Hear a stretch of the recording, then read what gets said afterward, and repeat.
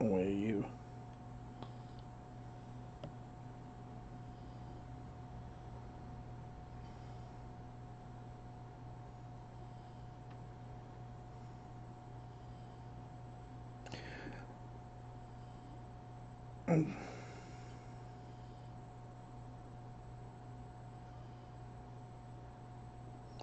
Okay.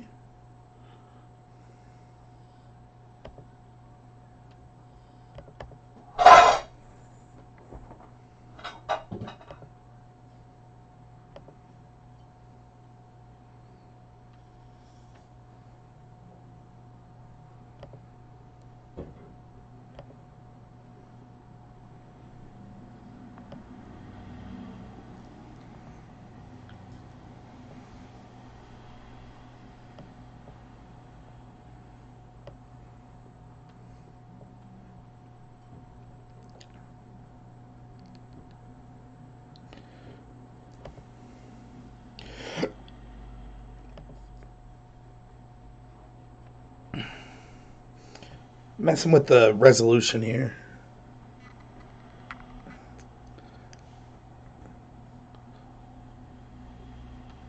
This keeps.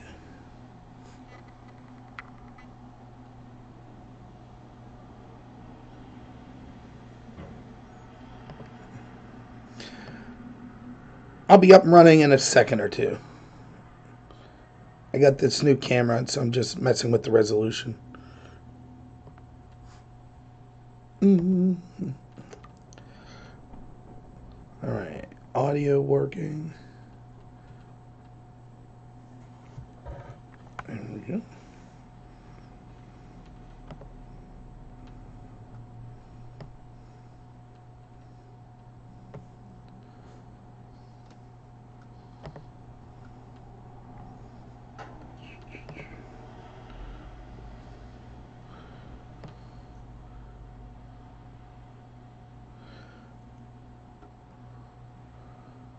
Okay, be ready in just a couple seconds here. Let me check my notes.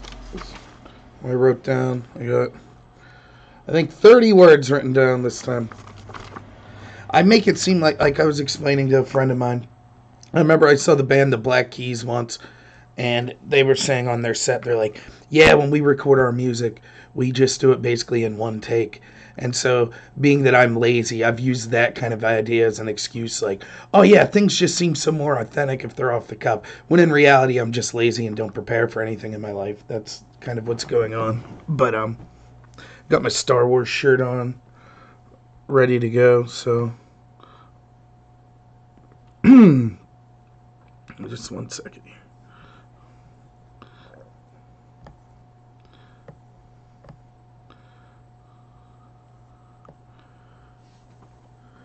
Okay, well, thank you for everyone that's listening. I really appreciate it. Or anyone who watches in the future, that's great. Feel free to recommend me to other people, or like and subscribe if you like it. Or if you hate me, as always, you can still downvote me and subscribe and then tell me how much I suck every week. That would be fine too. So a couple new things going into this week. If anyone that's watching could chat to me, hopefully the video quality is better than it's been in past weeks. I bought a new camera based on some advice of some of the people that watched me in previous live streams and videos. So hopefully that's working out better. I do have a microphone that'll be coming soon, so hopefully the audio quality will be better, but hopefully that's noticeable. I had some self-criticism and criticism from my wife, which is always helpful. Apparently last week when I was doing the live stream, I said right like 1,000 times. After everything I'd say, I'd say something like, that's how I feel, that we should get rid of the money in politics, right? And it's like, so feel free, if you hear me saying that a lot, to yell at me in the chat, and hopefully it's something I'm working on trying not to say. I should know better. Fillers like that are terrible, so I am going to try. The problem is I'm just so long-winded, and I'll get in some like 20-minute rant that I lose sight of that I'm making all these filler words and things like that. The other big news of the day is I am hungover as crap, so I probably look worse than I normally do, and we'll see how long I could go today because I feel like death. I am not the drinker that I used to be. but sometimes I still pretend to be. So old Rob could have drank like I did last night, and I would have been up and at him at 6 in the morning, no problem. New Rob has got like 3 showers today, and I just feel terrible. So we'll see how it goes. But I'll talk more about why I was drinking here later. So I'll just jump right into it. Hopefully people don't mind. The first thing I wanted to talk about was Jim Acosta got his press back today. For those of you who don't know, I did a video on this relating to Fox News kind of joining CNN in support for their lawsuit to get Acosta his pass back. Acosta is CNN's White House correspondent. He basically acts a fool every time he's at one of these press conferences. And long story short, he got in this like kind of discrepancy where he wouldn't give up the microphone, and instead of just asking questions, he's always trying to debate Trump. Now look, Trump acts like foolish, I think, too. Particularly when it's people that he already has animosity towards. So he knows when he calls on Jim Acosta, here we go, this guy's going to be trying to come at me. And he shouldn't have that mentality, honestly. He should just effectively answer the question and then move on. But instead, he ups the contention too. But he's the president, and Acosta's just a reporter, so, you know, it is what it is. You can't kick the president out of the press, you know, the White House press report. So, you know, you get rid of reporters that are being unruly and things like that. He's taking up other people's time, just in general acting like a fool. So he basically then, after he left, the White House revoked his press pass. CNN and a bunch of other news organizations came. CNN filed a lawsuit, and a bunch of news organizations, including Fox, came to CNN's defense. And basically, they're alleging it's an attack on free speech, which is dumb. So I'll get to all of that. The first thing is I want to address, I'm overly critical of when people on my side do something that I find like egregious or something. And one of the worst things that I see from people on my side is, and I've said this before, you had this mentality where you had, I'll get to what I drank and stuff in a minute, but you had this mentality of like, the idea that there were people on the left that couldn't take a joke, and they use the term like they're snowflakes. I don't really like that term, but you know what I mean when I say it. Like that they can't take a joke, and they're super politically correct, and they don't have a sense of humor, and so they want to censor comedy or anything that they don't like. And that is something that annoys me, particularly as a fan of comedy. I find that very annoying. But then once the shoe's on the other foot, here are all these people that are defending like that position with me, now on the total opposite hand. So the way it applies in this situation is there are tons of people that think that Jim Acosta assaulted this White House intern because he like shoved her hand away. It's so silly. I did a video on it. It was an assault.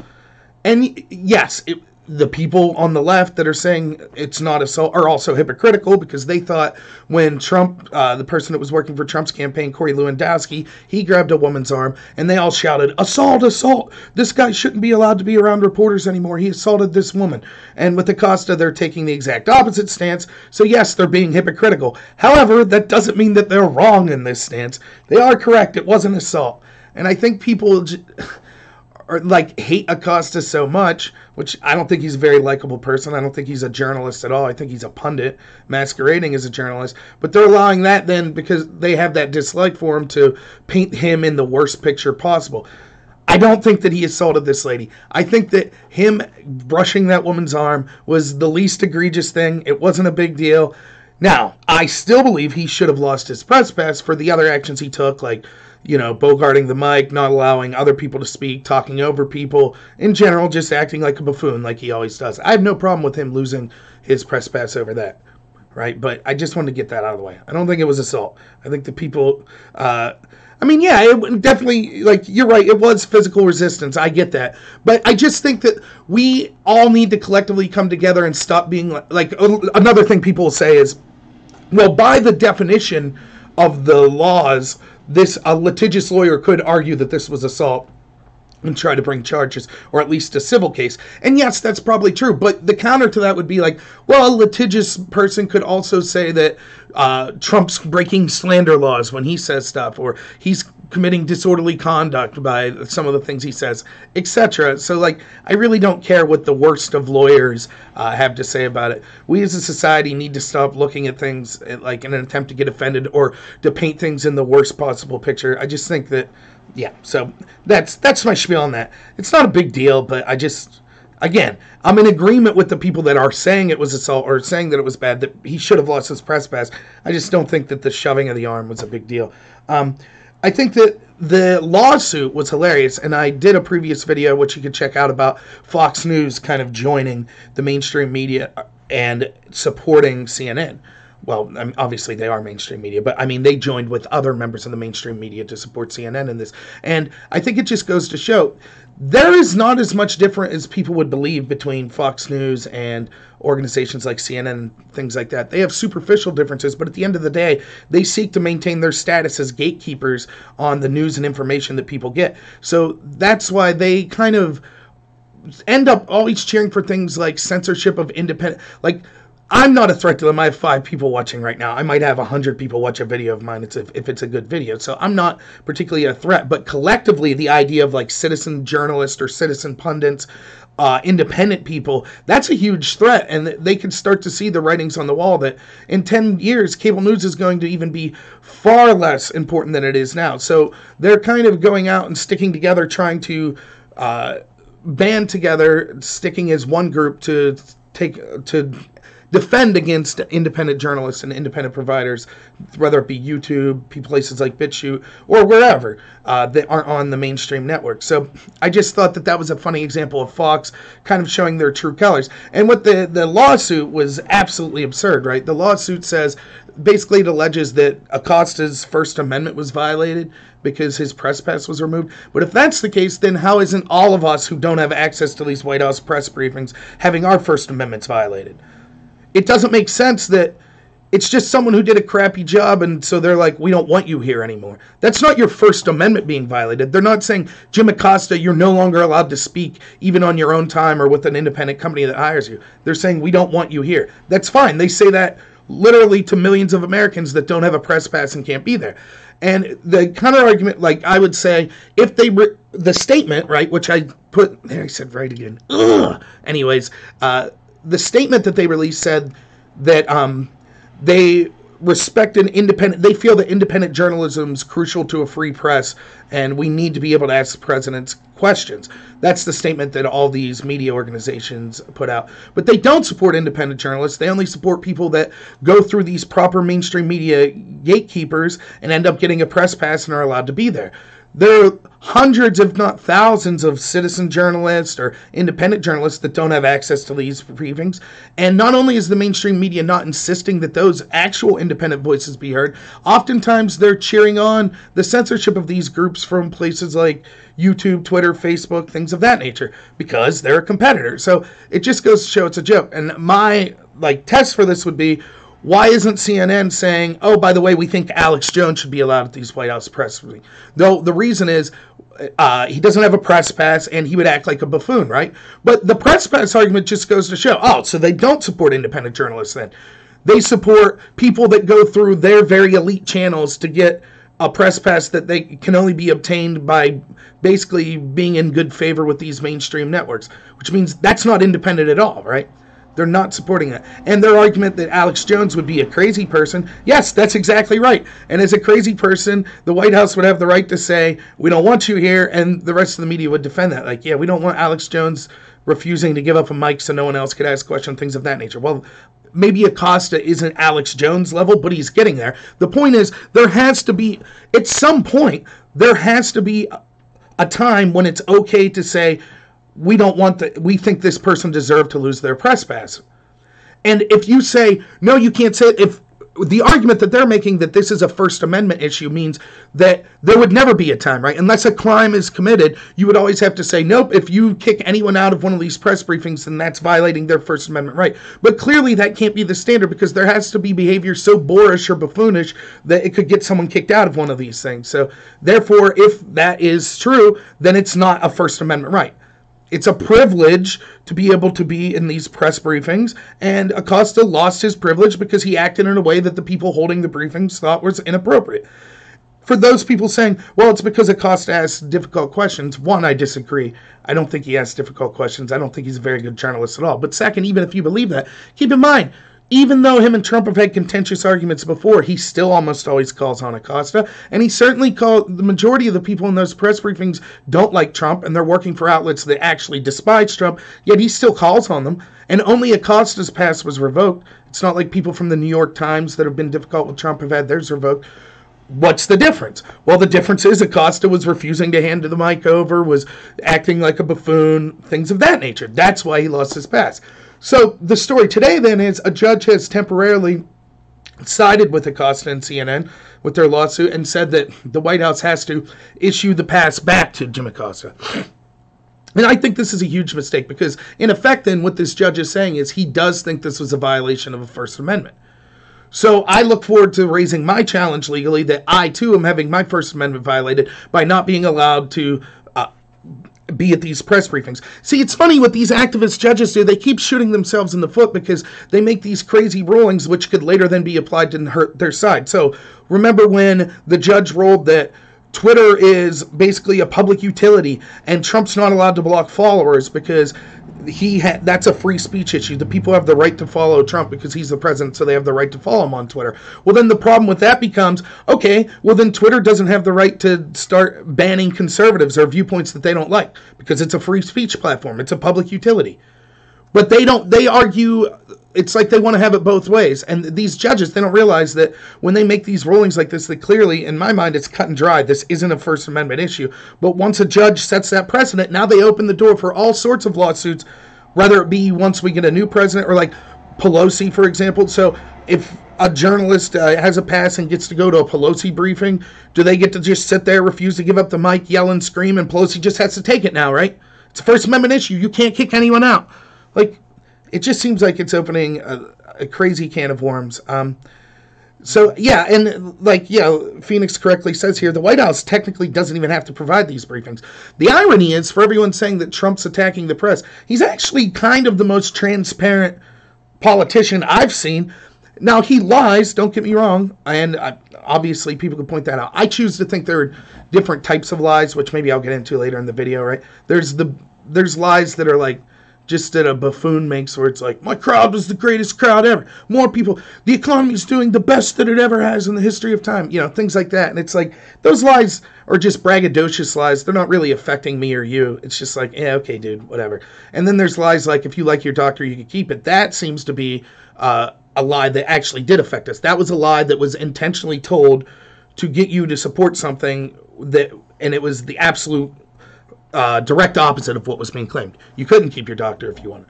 But that lie they felt was necessary to get you to support Obamacare. And lies like that are really bad. But other than the lying, Trump's very transparent. And he doesn't give mealy-mouthed answers, which is one of the things in a sense that makes him refreshing as a politician, where he'll tell you exactly how he feels.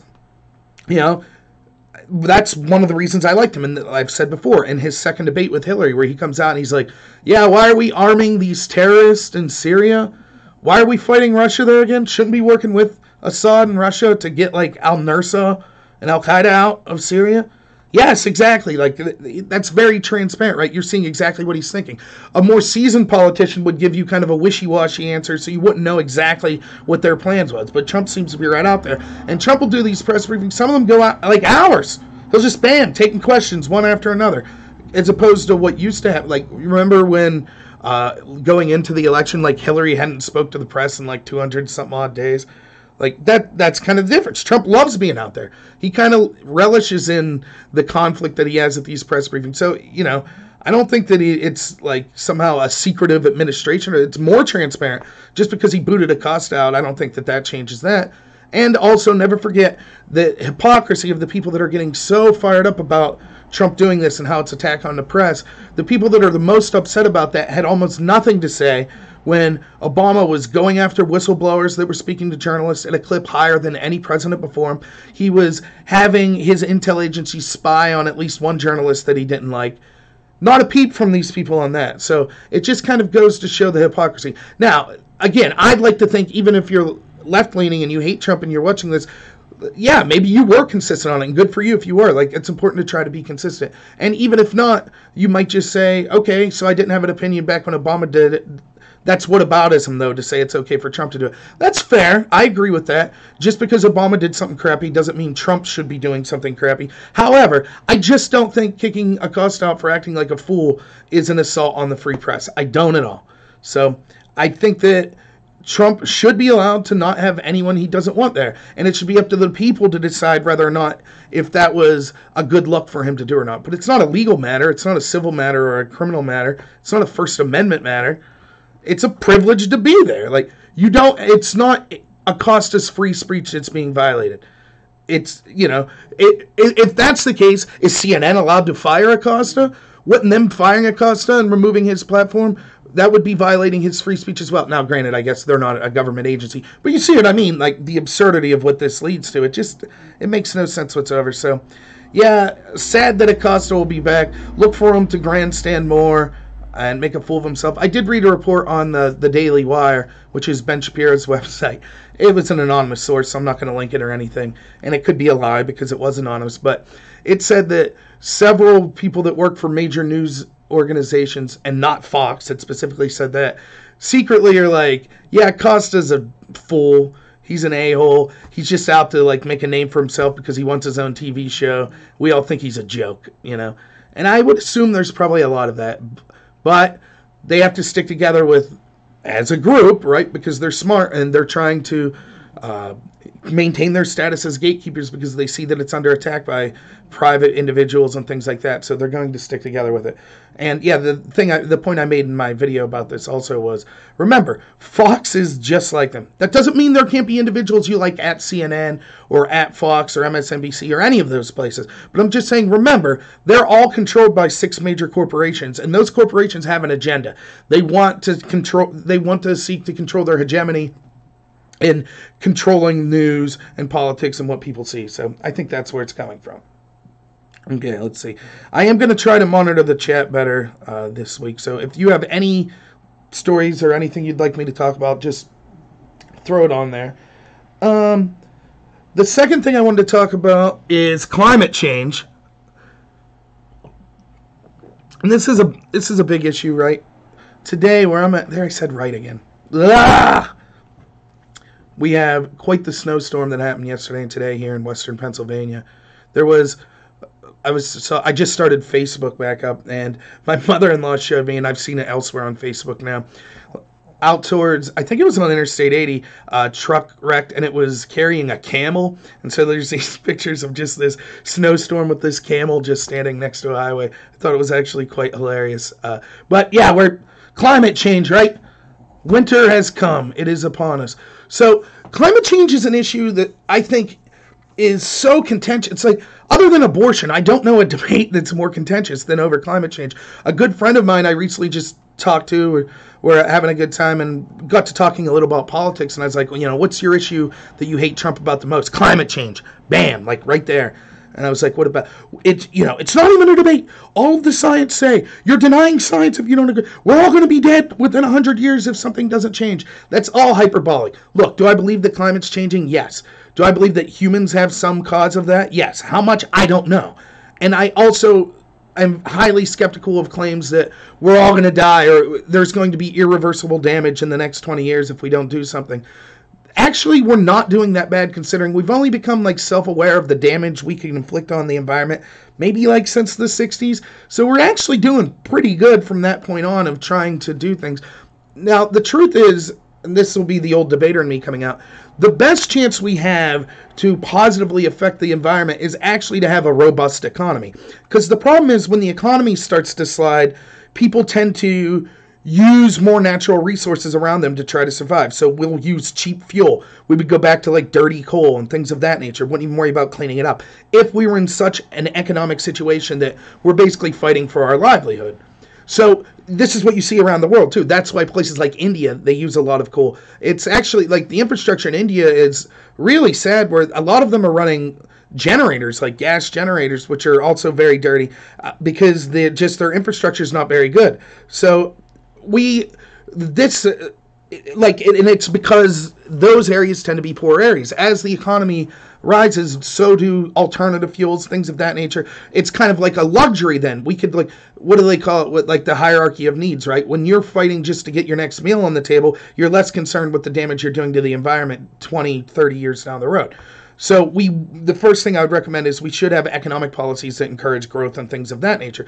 So the solution that you see from a lot of the climate change people is, well, we should have fossil fuel taxes and things of that nature, and basically things that would make like people like me or average Americans or average people around the world, it would make your energy costs skyrocket, which would probably put you in a very bad situation, which would then in turn lead to politicians that promise to lower those rates getting elected, which would lead then to a rush to cheaper fossil fuels being used in excess to try to get us out of the economic recession or depression we would be in. So you can't have these fix-all solutions that occur immediately. They kind of have to happen organically, and the more the government gets involved, the more of a mess gets made. What will happen eventually is we will see renewables start to replace fossil fuels when it becomes more profitable to do so. So that means as the price of fossil fuels increase, we'll start to see entrepreneurs say, wait a minute, now there's a market. It would be profitable for me to come in, have this alternative fuel source. And because right now, to do that, like, let's just say hypothetically, you could make some kind of fuel that you would put in your car, but it would cost $5 a gallon. Well, that's just not going to sell. You're not going to convince enough people to do that. They're still going to go with gasoline. And so once the price of gasoline gets to the point where it would compete at that $5 level, then all of a sudden people will start listening. But I don't think the government should be in there mandating you end up with situations like Cylinder, right, where Obama's funneling this millions of dollars into this company, and they're basically just all getting rich and laughing at us and don't do anything. So the climate change, they always say, oh, there's total consensus. One, there's not. There are scientists that disagree. The problem is that's not a very scientific argument to say, well, everyone agrees, so that's the end of the debate. There's no point for the debate. No, the debate should always be ongoing. And it's not just as simple as there are people that believe the climate is changing and there are people that don't. Or there are people that believe that man causes climate change and there are people that don't. It's not that simple. There's scientists and people, all sorts of disagreements you could have within that framework, such as how bad is it? How long will it take for things to get to a catastrophic point? Things of that nature. And there's a large disagreement on this. Now, keep in mind, scientists have been predicting since the 70s. We had points where they were predicting an ice age that was going to wipe us out. Then we had points where it was global warming was going to wipe us out. And you look at like Al Gore's movies and climate change predictions in the 90s and things like that, and some of them were saying we'd be underwater by now on the East Coast and things of that nature. And so they just readjust when it's almost like the evangelicals that are like, you'd see them sometimes on TV, right? They'll be like, June 13th, 2007, that's it. That's the end of days. That's the revelation. And then that day comes and goes, and they're like, oh, no, I got another message from God at the last minute. Actually, he pushed it back 3 years. But keep giving us money. Keep coming to my church. It's like that with a lot of these climate change people. They have this doom and gloom, like climate change porn, and then when their prediction doesn't come to fruition 10 years from now, they're still out there. They're still saying, no, it'll be the next 10 years now. Trust us. So I think that we ought to be skeptical. We ought to look at it like we would look at any science and say, okay, what is the facts? Just give us the numbers. And that's another thing that's a problem. Now, a lot of climate change people correctly point out that it becomes that you got to be careful when the climate deniers, as they would call it, or people that are skeptical of climate change, because a lot of them tend to be paid, their research is paid by fossil fuel industries. And that's a fair concern. It would be fair. I think it's important to know where the information you're getting, who's paying for it, is it biased in some way. Now, just because an organization pays for it doesn't mean that study would be incorrect and things of that nature. But it's definitely something, particularly if that study is an outlier, that we should be like, well, what could the possible motivations be for this outlier? And it could be, well, they're basically getting paid to reach a conclusion and then making the numbers fit. But what the climate change people don't tell you is a lot of research and government grant money and things of that nature is contingent on them coming up with the results that certain politicians and advocacy groups want. So they have an incentive to say, yes, the climate's changing very rapidly. Yes, we need to do something about it. And then sometimes there could be an incentive to change the numbers to fit that fact. And we see this over and over. So a recent study that just came out, I guess that's what recent means, right? Just came out. Anyways, their numbers were wrong. Now, to their credit, it seems like when it was pointed out to them, like, you did your math incorrect, and the estimates aren't at all what you said. They seem to now be going over it, but this happens a lot. There was a scandal, I don't know, would have been 10 years ago or so, where a bunch of emails got released where basically people that these prestigious climate change research institutions were emailing each other back and forth, basically saying, hey, we got to make this data fit. We need to massage the numbers so we could, further make it point to the conclusion we would like to reach. When scientists are doing this, they're no longer scientists, and it discredits actual real scientists that are doing work. So it's hard now to not look at things skeptically, because there's a financial incentive for them to massage the numbers, and it seems to happen a lot. Now, not as much. There are people that go overboard with it that's like, well, we can't trust any numbers ever because these people lied one time. I'm not saying that. I'm just saying we have to be skeptical in this claim that it's like 100% consensus clearly isn't the truth, and there's dubious things going on both sides. Now, the last thing that I'll say about this, and this is what really gets me about the climate change people, is the people that are heavily invested in it, is they're absolute hypocrites. Like Leo DiCaprio will tell me, I can't drive my car, I need to have a more efficient light bulb or something like that, while he's flying on a jet using more fuel in one day than I'll use in 10 years of my life. His carbon footprint's 100 times worse than mine, but I'm the problem. It's the individual. And again, I say this a lot. If you're a progressive friend of mine, sorry to harp on your ideology all the time, but that's why you're here. Disagreements are fun, right? You see this a lot with these progressive types where they advocate that everyone else change, but somehow they're important or they're a more moral person, so they're able to go ahead and continue living their life in the same way. So, open borders for everyone else. They live in the gated community. Everybody needs health care, yet they have billions of dollars. They're not paying for health care for people. I could list people right now that are struggling to afford Obamacare. If all these celebrities are really think healthcare is right, can't they pony up their money and buy healthcare for people? No. What they instead do is insist everyone else collectively pull their money and buy healthcare for that person, and then that celebrity or whoever's advocating that feels morally superior. They didn't take a moral action. The moral thing to do isn't prescribe other people do things. It's to take actions first yourself. So if the climate change people were serious, they would be taking actions to limit their carbon footprint as much as possible before they spoke on other people needing to do it. And there are people that do that, but overwhelmingly the majority don't. And the most frustrating thing is, why is it that we always see that when people are proposing these climate change proposals and things like that, it's always the middle class and the lower class that have to change? It always ends up with someone connected to them making money in some way. So Al Gore, he had this big, the carbon credits scheme, which this idea was, let's say you have a business, you basically say, well, we're going to lower our carbon footprint by such a percentage in so many years. But if we can't, instead we'll pay Al Gore to buy these carbon credits, and then he'll do something good with that money to help the environment, and then we can feel good about ourselves. It's absolutely insane. It always ends up, right, that poor people and middle-class people have to spend money to these people that are going to be getting rich. But trust them, it's not about them getting rich. I mean, yeah, that's a side product of it, but trust them. Their proposal's like the super best. It will help the environment. Now, I'm sorry. I think that clearly, and you see this to varying degrees, like with the Paris Climate Accord, right? Yeah, I said right again. But with the Paris Climate Accord, the actual worst polluters actually didn't have to do much. It was the United States. The people of the United States, we have to change, we have to suffer, but like places like China, they didn't have to lower that much. Their people wouldn't have to go through the suffering or the economic hardship by meeting some goal. But the United States had to do it. It always seems to work that way. And that's where I become skeptical. It's like, I don't understand. Why is it always me? I have to change. I have to pay more. The average person has to pay more. It always comes down to that. It's never the wealthy people that have to do more or things like that. And even if you say, well, we should tax, businesses for carbon, they'll just pass the buck on to us. The price will be inserted into the product you buy at that point, or the wage you earn working for these companies and things of that nature. So now there are issues. I don't understand because I would consider myself to some degree to be an environmentalist.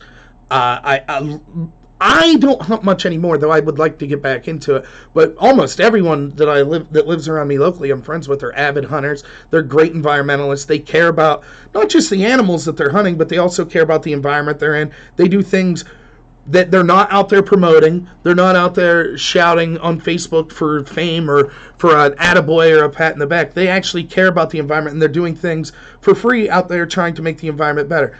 There are things that we could do. It seems like a lot of these people that are yelling about climate change, my question to them is like, well, what are you doing? Like, are you getting out there to help the environment? And so, like, for example, overfishing of the oceans, that's a real problem. That's a real environmental catastrophe. But instead of discussing that, we're discussing hypothetically what, a 0.2 degree climate change or a temperature increase in the next 50 years will do. Where I think overfishing, we could actually see real economic hardship and people struggling to eat, struggling with their livelihoods, and ocean systems beginning to collapse. That's something we could affect change on now. So I just think that it's another issue where I think people have a big heart a lot about it. Not necessarily the politicians, but I try to assume the best possible motivations for people. So I think that people have like a big heart and they say, look how beautiful our country is. Look at how beautiful the landscape is. We want to keep it pristine. And that's noble. I get that. But you have to still look at the numbers and you have to think factually about it. Oh, you know what? I forgot why I wanted to talk about climate change. Curse this hangover. The reason was I just read a study yesterday, which I thought was interesting, which said that the reason we're seeing things like snowstorms in Houston and things of that nature so early this year is they're predicting a very cold winter. And the reason is sunspots. It turns out that there's very few sunspots have been spotted in this year so far, and they think that'll have a direct effect on temperatures on Earth.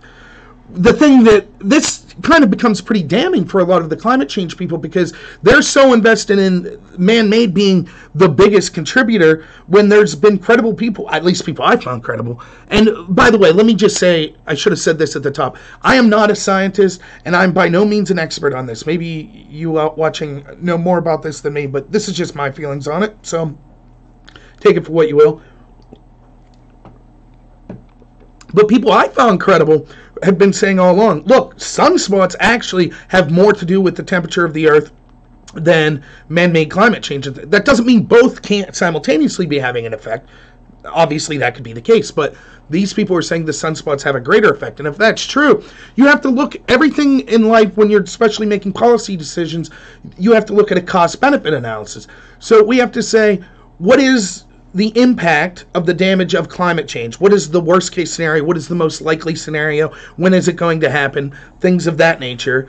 And then what would the cost be of trying to stop those harms? And so when we have to be honest, that the first part that I was talking about is like, how bad will things really get? And there's not a consensus on this. Some people say it'll get really bad. The planet will almost be unlivable within 100 years. And ranging to the other side, it says there are people that say actually warming would be good. Crops would increase. There would be areas of the world that are currently under snow right now that their temperature would increase, which would allow all sorts of farming to occur there that we haven't seen. So again, I'm not smart enough or well-read enough to know what the true answer is. I don't think really anyone, if you're really investigating this and you're a serious science, you can have honest disagreements with other people just like you that are investigating. So it's an interesting question. But the cost, some of these like plans that are being proposed, like, do you understand if, for example, the most extreme would be like, well, we need to basically ban all fossil fuels within the next year or two. Do you know what would happen? There would be millions of people that would end up dying and starving to death or freezing to death in places like India. It would be the poorest people that are affected the most because they use cheap fuel. And that fuel does tend to be the dirtiest. So if you go in and just without doing anything to replace their infrastructure, take that away, people will die. This is serious. And even aside from that, just in our country, you'll start to see people economically that'll be hit really bad. How high are we willing to go to pay for our electricity and gasoline? We can go to $5 a gallon, $6? How high will it be before people say enough's enough? Those are legitimate costs. That's a legitimate concern. So you have to weigh those things. And then when we start to see something like the sunspots, what that does is it mitigates the concern, the initial concern. So you have the problem, which we're saying is the temperature's increasing, and that will end up leading to some bad impacts in the future. But now we have a mitigation to that. Like, well, wait a minute. It's not, maybe you weren't right that it's just man-made or that man-made's the most critical factor. It could be these sunspots as well. And if that's true, now are we going to spend all this money, raise gas to $5 a gallon, poor people around the world starve because they no longer have access to cheap energy, and it turns out we were basically wrong, that despite what we as people do, the sunspots are going to have more effect. So if there's a lot of them, the warming will happen anyways. And if there's not a lot, then we're going to see a cooling period. So that's, I just thought it was very interesting. And it's something that I don't think you'll see a lot of the people that are like, it's a consensus, you're a science denier if you disagree with that. I think there are mitigating factors, and these are things we need to be looking at. And this is kind of a theme I think I have with, I just saw another good Tucker Carlson interview he did with Dave Rubin, which I recommend checking out Dave Rubin's channel. It's a fantastic, he does like long form interviews with all sorts of people. He calls himself a classic liberal. He used to be on the Young Turks, was a left-leaning person, but he's kind of moved more towards the right or libertarian sense because free speech is a big issue of his. And he interviewed Tucker, and one of the things they were talking about is how it's almost like a lot of these debates are theological debates now, where one side is so certain that they're right that it's not even a debate about facts anymore. It's just, I know I'm right, so I'm just here. I don't have to listen to anything you say because you're wrong. And I think that's what we see in climate change, where people are just like, there is no debate. If you don't agree with my position about climate change, there's no debate. You can't be up. You're just not in the realm of science, so I don't want to discuss this with you. And it's like, well, no, it's not that simple. There are a lot of nuances that go into this. So yeah, that's my spiel on that. And who knows? I'm sure that there'll be more studies that come out and say that this is what man-made does, etc. But just remember, when you hear these doom and gloom studies, people have been saying this since the 70s, and we haven't seen the terrible impacts that they're talking about. And I will say, I mentioned this on another video I did, but people were correct, in my estimation, to call Trump out for politicizing the California wildfires.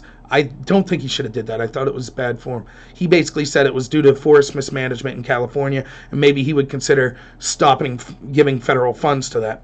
I thought that was a bad move. Just optically, it's really bad. I mean, people are still fleeing for their lives. It was bad to say that. But notice, those same people are the ones that are quick to, climate change, it was climate change's fault, like Governor Brown. And it was the climate deniers, Governor Brown said. Well, that's equal politicization, right? So, yeah, it's bad to do that at the end of it. But I just don't think that we should always, I'm up for discussion about anything. In fact, let's say you think that a certain opinion on an issue is morally reprehensible. The best way to out that as morally reprehensible or indefensible is to have the debate. Let the person talk. That's one of the, when you silence ideas and you just say, no, we cannot talk about that idea, what you do is you empower that idea, because it kind of then festers underground and people start to, hey, maybe there's something to this. We're not allowed to talk about it. That's why, for me, the best solution to, like, the white nationalist is, like, yeah, go ahead and let them talk. The best solution to that is to listen to what they're saying and laugh at it, you know? That's how I feel. It's like, yeah, they're not making good arguments. That, you know. But when we need to punch this guy, we need to punch Richard Spencer, that's not helping anything. I feel the same. If you truly think that anyone who disagrees with your opinion on climate change is a climate change denier, don't shut them down and say, okay, well, let's talk about it. And if they're so obviously wrong, you'll be easily able to point it out. But just saying there's a consensus, one, it's not true, and second, that's not very scientific. That's an appeal to authority, and you wouldn't accept that in other areas of life, so why accept it here? So, this Phoenix is a scientist. What exactly? Like, there's not a job in the world I'm less qualified for than scientist.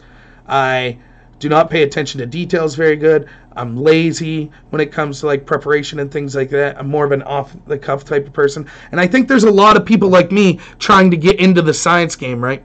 I said right again. But it's the same in, like, academia. So, like, Jordan Peterson, who I follow, who's a psychologist, he talks about this often, how there are people that are trying to get into the psychology game, but they're not doing, like, proper scientific studies with controls, with large test groups and things like that. They just basically make an assertion, and then bam, that's it. I did a video a while back on these three people. It's absolutely hilarious that they pretended to be huge social justice type people and submitted all these papers to peer-reviewed academic journals and got a lot of them published. And there's basically they intentionally made them so they weren't scientific and things of that nature, and just had a good belly laugh when these papers ended up getting published. Things like they basically took a section of Hitler's book Mein Kampf and replaced Jews with patriarchy, and that got a thumbs up. Or They all kinds of crazy stuff. It's worth checking out, though. It's really funny. But yeah, I think we have an epidemic of people, and I throw myself in here sometimes. I'm not above criticizing myself. An epidemic of people thinking that they're scientific when in reality it's not science at all. Science is tough. I respect anyone who does it. It's a lot of hard work. So if you are a scientist, Phoenix, which you said in all caps, and I think by the rules of the internet, if you say something on the internet in all caps, it has to be true. So good for you. Thank you for your service as a scientist. So why am I hungover? I guess I could get to that. I fully intended to be a good person last night. My wife had... I really don't go out without my wife because I'll end up getting in trouble or something. So if we ever go out, it's on the weekends. And honestly, I moved above a bar. There was part of me that was like, uh-oh, are we going to go back to old college, Rob, where I'm at the bar all the time? But no, it's been pretty good. I go down once in a while, but it's not like something I'm regular attending. But last night was a special occasion because a friend of mine, I believe he's 21, joined the Air Force, and I hadn't seen him for 8 months, and he came back, and he's back for a month or so. So I thought it was cause to celebrate, and we went down and both attempted to play billiards unsuccessfully. Well, I guess we played successfully. We were just unsuccessful as far as being skilled. And I got a little drunk. And I forget... I'm fine if I'm just having a beer or two, but what happens is I forget that I can't drink like I used to. And this is what you always hear, like, this is a little morbid, but you hear about heroin overdoses. A lot of times what happens with a heroin overdose is you are doing heroin, you're increasing your dose, and then you go to rehab or something, and then you stop taking heroin for 3 months, but then you have a moment of weakness, and so you go back to doing it. But instead of starting where you originally started, the first dose you ever did, you go back to the last dose you did before you stopped, and your body can't process that amount anymore. And so that's where the overdose comes from. I'm like that with alcohol. I still think that I'm college, 23-year-old Rob that could still shuck on beers and do shots all night and wake up the next day and be fine. And I'm not. So I feel absolutely terrible today. My dog's here beside me. She has sympathetic hangover with me, so that's great. But yeah, it was fun. And I had a great discussion with him just about politics in general. I thought it was cool, like, to talk to someone who's just joined, and he got to experience his first Veterans Day as a member of the armed service, and I was just picking his brain on that. I thought that was really cool. But yeah, we talked about all sorts of stuff. He looks like he'll eventually be going to Afghanistan, but he really enjoys it, and I think that it's a really great thing when... Anybody, you're on the screen here. What are you doing? It's a really great thing when someone can serve their country and really enjoy what they're doing. So I wish them all the best, and I had a lot of fun. But I'm suffering for it today, so hopefully this video is not too terrible. But we'll see how long. I got my water here, Voss water. It's from Norway or something, but in reality it's just tap water that I put back in the bottle. So I think that the minerals around here help cure hangovers. At least that's what I'm going for. Okay, the third thing I wanted to talk about, I did a video on this also, but check out the video I did. You don't have to watch my video if you don't want, but there's a link to a debate from Politicon that Cenk Uygur from the Young Turks had with Tucker Carlson. And I talk about Tucker a lot. I'm a big fan of Tucker. First, I'll say, between this and the Dave Rubin interview, Tucker seems like a very genuine person. That doesn't mean I agree with everything he says or that he hasn't been a hypocrite. I've disagreed with him and I've thought he's been hypocritical on things.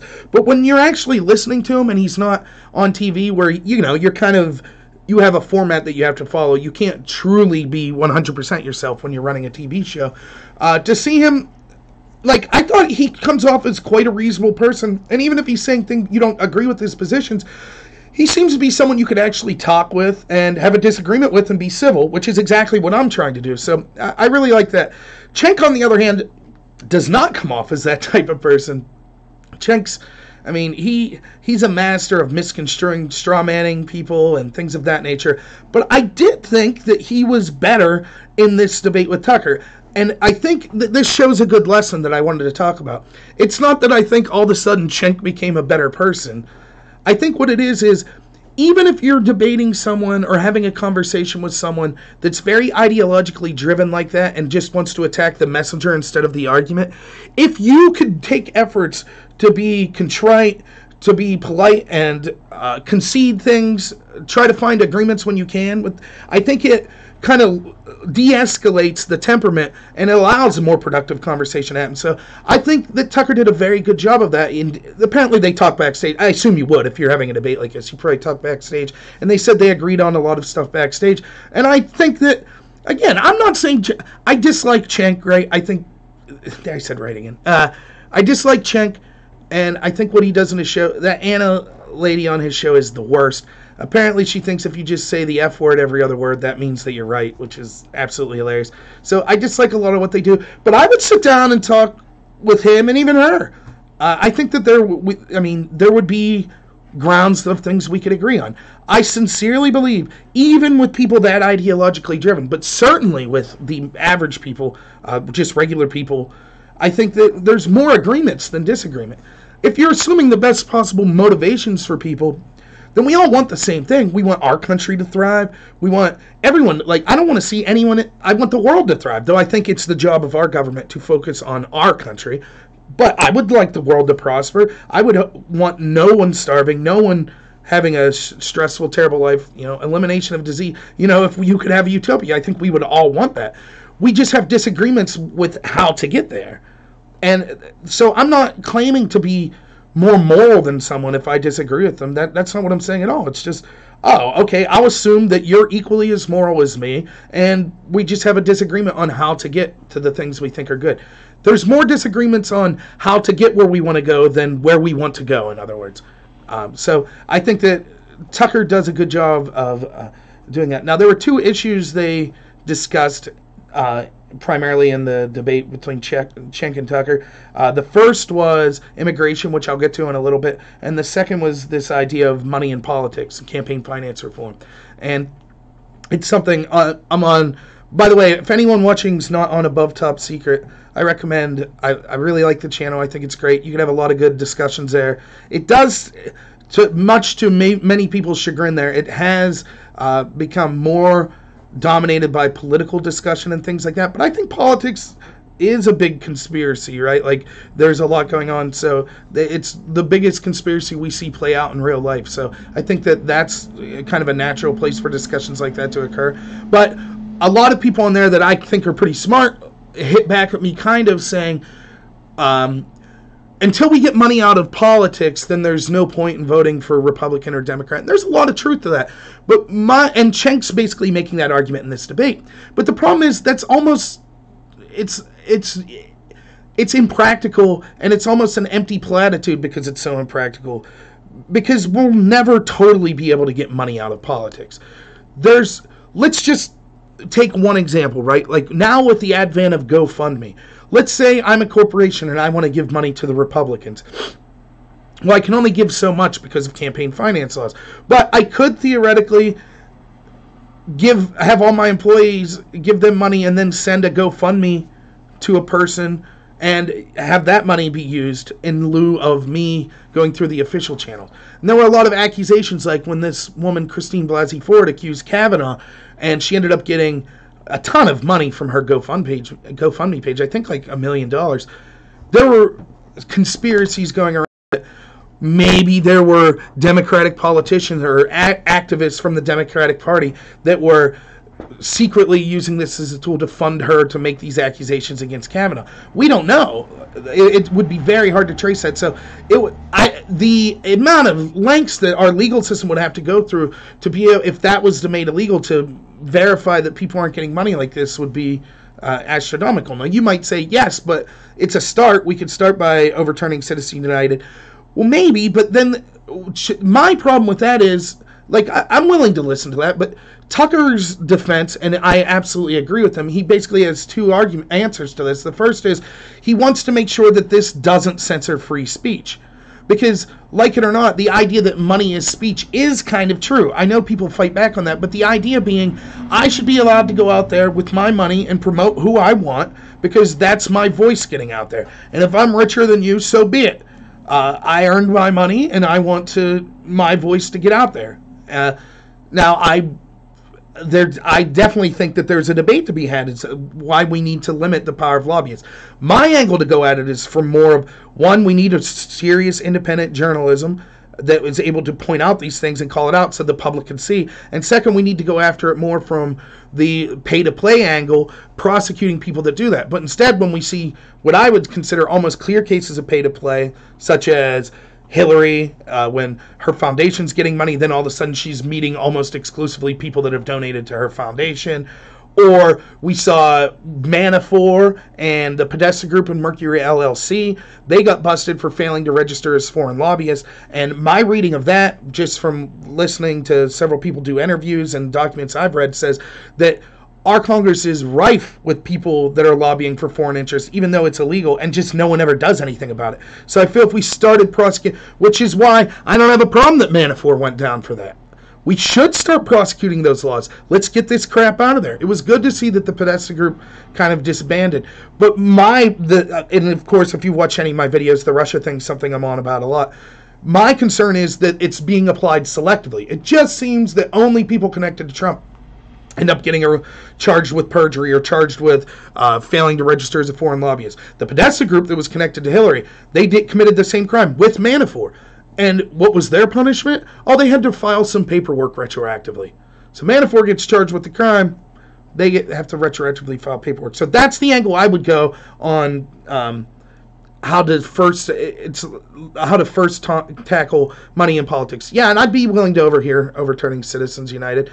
However, I will say one last quick thing I'll say about it is, oftentimes when people discuss these court cases, they themselves haven't read the court case. They heard someone report on this and they know a couple lines about what the court case is about, and then they make their decision based on that. So I don't know. I would really, before I say it should be overturned, I would like to read the decisions and know exactly what it said before I make a decision. You see this a lot with one of the big intersectional crowd. They'll find some rich white frat kid and be like, oh, see, this guy, there was this guy who didn't get charged with rape because he was assaulting a passed out girl in California. And then, see how the court, if you're rich and white, then you can get off rape. But there was a lot of nuance. I looked, because I was like, yeah, that sounds pretty disgusting. And then you go in and it turns out the way the law was written was really stupid. And it had nothing to do with him being white. Now, being rich, it probably had to do with the fact that he was able to find a good lawyer to point out that there was a problem with the way the law was written. But anyways, the point's just, you should always be careful when people are like, we need to overturn this court case or do that. What did that court case really say? Now, you might say we need to get money out of politics. That's fine. You don't need to know a court case to make that argument. But I'm just saying, when people just scream, overturn Citizens, it's like, what? I would probably be in favor of that, but I would like to read the court case before I went. Tucker's second point, which I also think's a good point, is, his point was, you could harm free speech. And so if we're going to get money out of politics, we always have to remember we do need to protect free speech with any law that we're making. His second point was that actually the government's less of a threat to our personal liberties at this point than private corporations. And he correctly discusses how Google's the strongest corporation in the world, and it's the strongest in the history of the world. And they quite literally have the power to control the flow of information, could affect any election just by changing their algorithm and things of that nature. And all of that has nothing to do with money in politics. They don't need to donate to anyone. They have that capacity themselves. So we should be focused on that, but there's not a discussion going on about that. Instead, we have these discussions like, Citizens United get money out of politics. Now, the problem I have with Cenk, and a good friend of mine, Nate's on here now. Great.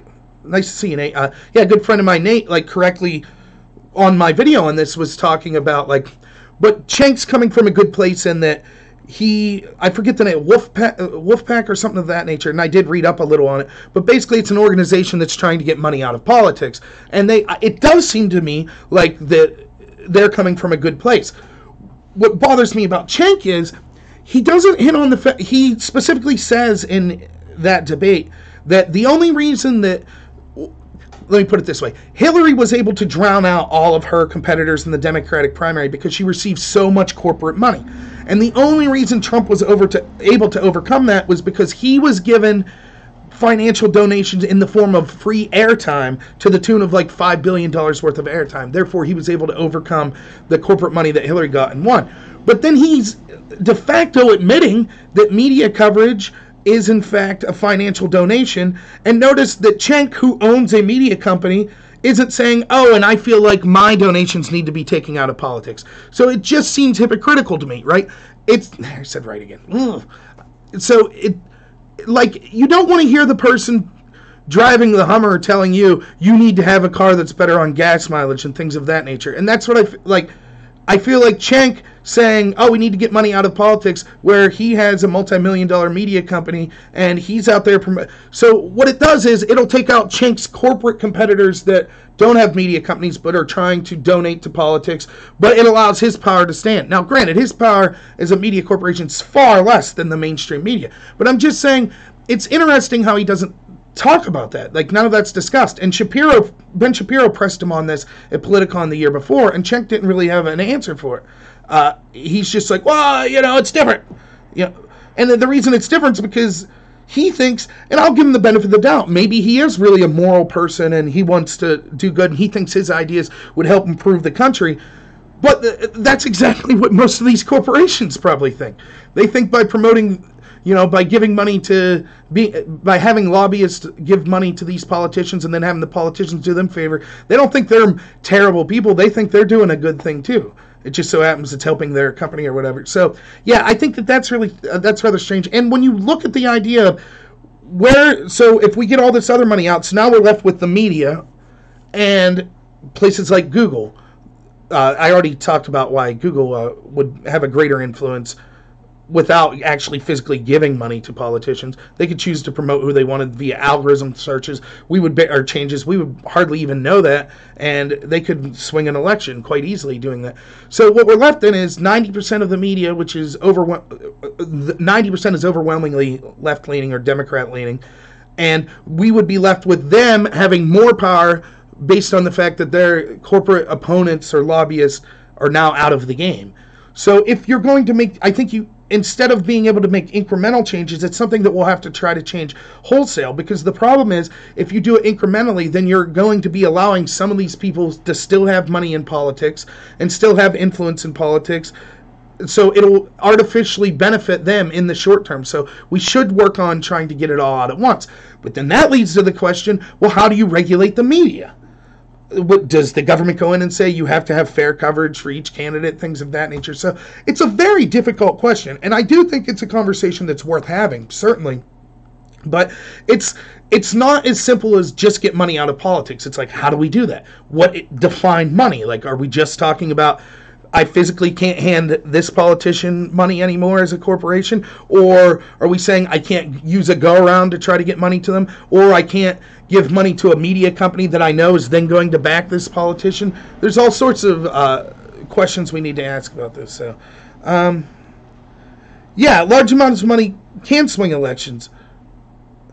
And we need to figure out how to manage it. But my question is, at this point, what would swing an election easier? Large amounts of money going to politicians, which certainly we've seen in the past is able to influence, or control of information flow through places like the media or places like Google? Because I think the latter actually would have the ability to swing elections far greater. And secretly, the Democrats agree with this. They won't say it, but they agree. And you want to know how? Because they've breathlessly went on about how a few Russian trolls on Facebook possibly swung the election in Trump's favor.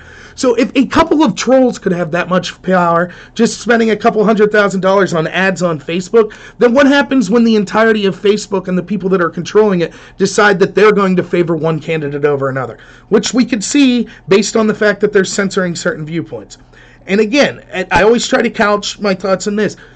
Maybe you hate Trump. Maybe you think that it's a good thing that these organizations are trying to stop his supporters or people that ideologically might lean towards him because you don't like him and you think that that's a dangerous ideology.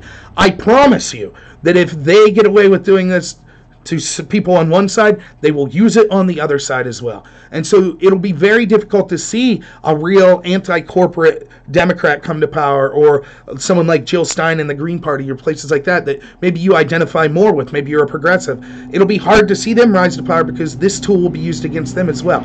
And there's already proof of that, as Jill Stein also is being smeared as a Russian stooge because she had dinner with a Russian one time or something like that.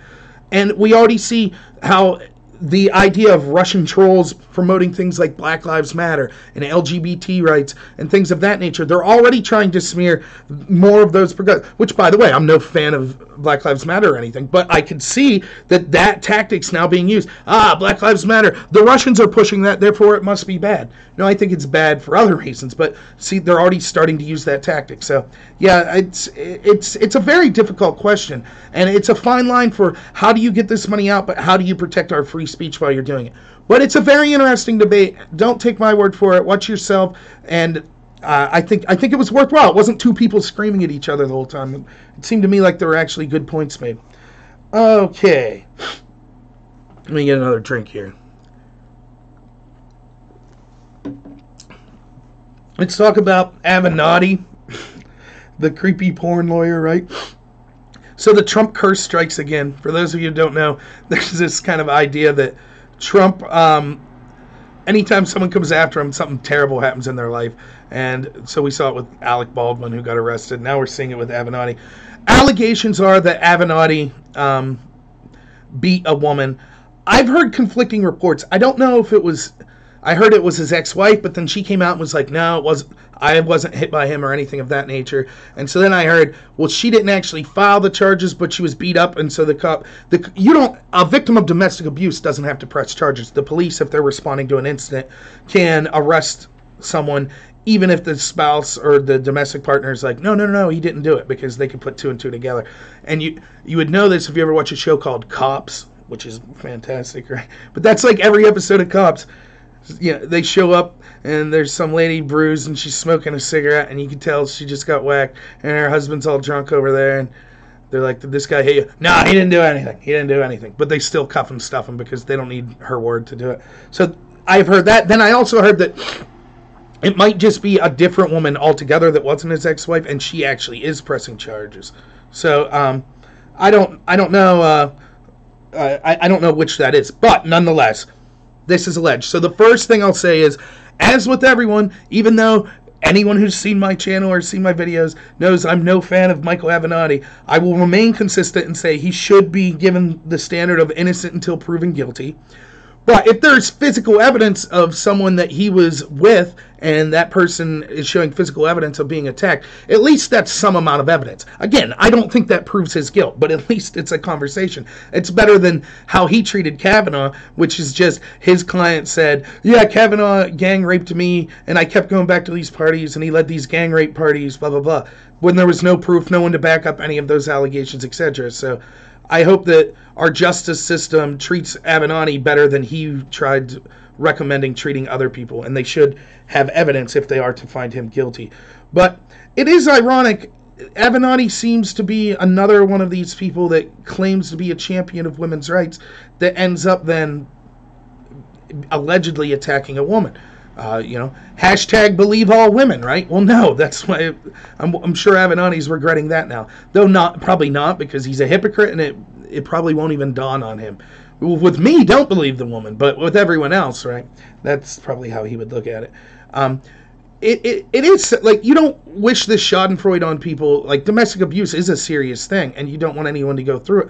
But there is part of it that after what he just did to Tucker, after Tucker's home gets kind of raided by Antifa, then he comes out with this allegation where it's like, yeah, I'm representing a client and Tucker assaulted my client and things like that, just kind of piling on after that. It is kind of like ironic that this ends up happening to Avenatti right after that.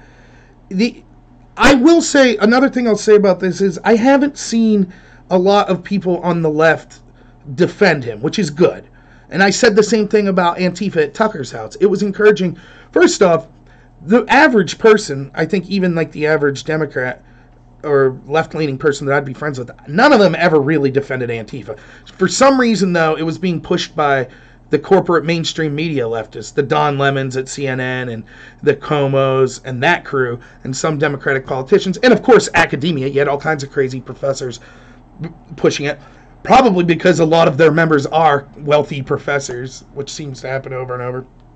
So I thought it was encouraging in that instance, though, that even people like at CNN, I only saw one reporter from Vox saying, basically Tucker had that coming. The rest of them seem to say this was over the line. And I'm seeing that with Avenatti too. I don't really see anyone defending him. However, this, and I wouldn't label, I don't think that, well, this proves because Avenatti's seen as a Democrat, he was going to run as a Democrat. This somehow smears all Democrats. I won't say that. And also I should make it quite clear, when I said that it's weird to see how many people claim to be these champion of women and then get embroiled in allegations where they did something untoward with women. That doesn't mean everyone who claims to be a champion of women does that. I'm just pointing out there seems to be a lot of people that ends up happening to. But again, you might be someone who's a feminist, champions women's rights, and you're thinking, I'm not an abuser. Don't lump me in with those abusers. I get it. I'm not saying that. I'm just saying it seems to happen a lot. So yeah, I'm not trying to label the entire Democrats. I don't think that they own Avenatti or anything. Like his bad behavior, even, again, this is just alleged, but even his bad behavior in general doesn't, to me, represent them. However, when you're the media and you had him on over and over and over again, and it was obvious that the guy's unhinged and he's just seeking attention and he's bringing up all these allegations that he has no proof of, and he's basically just a buffoon, which is a word I've been using a lot, seems to describe a lot of the behavior that we see on media nowadays. But that's the risk you're running. You're associated. Just like when they were out there defending Antifa. Us sensible people were like, really? This is who you're going to throw your lot in? Because eventually you're going to get egg on your face when this blows up. And that's exactly what happened in both situations. Defend Antifa, defend Antifa, defend Antifa. And then eventually they do something that's over the line and you're like, oh, well, I condemn this. Yeah, we told you that was coming. It's the same way with Avenatti. I'm not saying anyone said, hey, this guy's, possibly a wife beater or something like that. I'm not, of course not. I didn't see that coming. I don't think anyone can credibly say they predicted that would happen. But I think a lot of us knew he was unhinged and that by endorsing him that it was going to blow up in their face. And it already kind of did with the Julius Swetnick, right? There he said right again. For those of you that are just tuning in, the last live stream I did, I said right after everything I said like a million times. So I'm really trying to stop doing that. So I'm trying to yell at myself every time I say right after something. But anyways, yeah, the Democrats kind of shot themselves in the foot by, they were all about Avenatti's coming out in the next 48 hours and he's got a bombshell. It's going to bring Kavanaugh down. Well, the problem was when they hyped that up, then her allegations got lumped in with Ford's allegations and hers were so uncredible that it kind of smeared over the whole thing. It proved the point. This is why don't believe all women, because this woman's clearly lying. And she changed her story like 5 times. And it was such an uncredible story. And that was my take on Avenatti's claim then with Tucker, with the client he was representing. The problem is, Avenatti doesn't know how to be a good liar. You can't make up a story that just defines all credibility. I'm not saying Christine Blasey Ford lied. I don't believe her story. I don't believe that Kavanaugh did what she alleged, but I think maybe something did happen to her. Regardless, it's not the point. The point I'm making is her story was at least in the realm of believability. You're like, okay, it wasn't like her story was like 500 people watched this happen and it was a big deal and everyone, she didn't say that. The details were such that you could conceivably believe that this happened and then years went by and then she started to talk about it and that the couple of people that were at the party don't remember. That was all conceivable. It was not conceivable to think that a couple of high schoolers were having gang rape parties, like 10 of them, that this college girl showed up to, herself was a victim, continued to show up to the parties, watched these other girls get gang raped, and never said anything about it. That's beyond believability.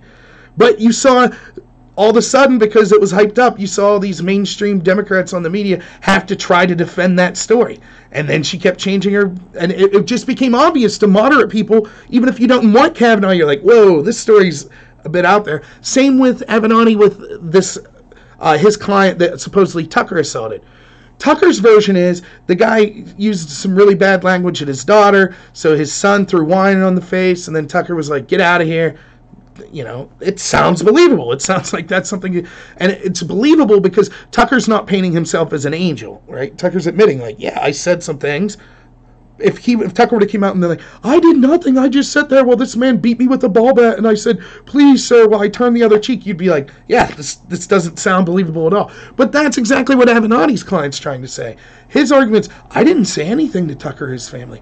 I was just sitting there minding my own business, and all of a sudden, this cable TV host that's recognizable to probably a large portion of America just decides to start attacking a random guy because I'm an immigrant and because I'm gay. Like, that defines credibility. That's a terrible lie. But that's who the media lumped themselves in with. They lumped themselves in with Avenatti. So it blows up in their face. Again, hopefully he's innocent, or hopefully he has a fair hearing. But if he attacked a woman, then he deserves to be found guilty of it. And it just, the Trump curse strikes again, right? So let's see what's on the chat here. Avenatti's... Yeah, you're exactly right, Nate. And one of the things that you're seeing with Avenatti, and I think you're seeing the same mistake with people like Maxine Waters, though not so much, because actually if you go back and look at Maxine Waters, she's always been kind of unhinged. Like, during the LA riots, there was, I forget the gentleman's name, but he was a truck driver who was dragged out of his car and beaten pretty severely, and, like, with a cinder block, I believe. And the guy who did it, his name was Reginald Football Denny, was one of the guys that attacked him. And he ended up like getting charged. And Maxine like became this champion of this guy. Hired him, hired his family, defended him, said it was just a protest. And the guy is beating an innocent man with a cinder block trying to kill him. So yeah, she's always been unhinged. But anyways, you're seeing this with a lot of Democrats. They are trying to be Trump in reverse. They're like, oh, all this bluster works for Trump. It could work for us. And it's a huge mistake because it comes off as not authentic. Say what you will about Trump, oftentimes to his disservice, right? But he is who he is. And when you try to be that and you're not that, it ends up blowing up in your face. Or when you try to push forward people that are acting like that, it'll blow up in your face. Trump's able to do it because of a lot of circumstances that came together. He's independently wealthy. He's been noticeable on television for years, things of that nature. The PC culture came around at a time where that seemed like an appropriate, the way he talks seemed like an appropriate reaction to it. So when you have Avenatti out there trying to do his Trump, routine, it just doesn't work, and he comes off looking like a fool. So, okay, number 5, Russia and the Mueller investigation. So I did do a video on, it looks as if Mueller's going to have some indictments coming up. It looks like it might be this guy, Jerome Corsi, who used to work at InfoWars, and Roger Stone, who's kind of like a career behind-the-scenes guy that's worked in Washington, working for politicians and things of that nature. Everything I'm reading, and again, we don't know until the indictments come out, but everything I'm reading is that they'll most likely be for perjury. And the problem is perjury is this catch-all that seems to be used when they want to get someone, but they can't get them for the crime they want. So and that's what you hear. The idea was, why shouldn't Trump talk to Mueller? And smart people like Alan Dershowitz and others were like, well, Jonathan Turley is another really smart person. They were like, what'll happen is he'll end up basically getting caught in a lie, and then the crime, the Russia collusion won't matter. It'll be perjury, perjury, perjury. That's why he's fighting to do all of his answers in writing. On one hand, you would like to think we have a system where you could just freely go out and tell the truth, and so he should have been interviewed, but these people know that they could get you for perjury for almost anything because that's their job. They know how to trip you up. And keep in mind, to be charged with perjury, you don't have to lie about the commission of a crime. You could just get caught lying about anything, right? Did you meet with Russians? No, I never met with Russians. And then you find out, like, oh, wait, after your interview, like, I did have dinner with that Russian. Boom, you just committed perjury. So it's not the crime that we were told to believe, that we were told we were going to find. But the left, the media will go hysterical. Oh, we finally got him. This proves, yep, the entire Mueller, it was good. It vindicates the Mueller investigation because we got a couple guys peripherally contacted to Trump with perjury again. It's not Russia collusion. It was a witch hunt from the get-go. I truly believe that. I've done tons of videos on why. But the point I made this video, the most recent one for, was we know for a fact that Mills and Abedin committed perjury. For a fact we know that because we know from the 302 of Peter Strzok that he told them they didn't know about the server until after Hillary left the State Department, but released emails from Mills and Abedin show. In fact, they knew as early as 2009 about this server, well before Hillary left the State Department. So they lied, but they were given immunity or whatever, for whatever reason, not charged.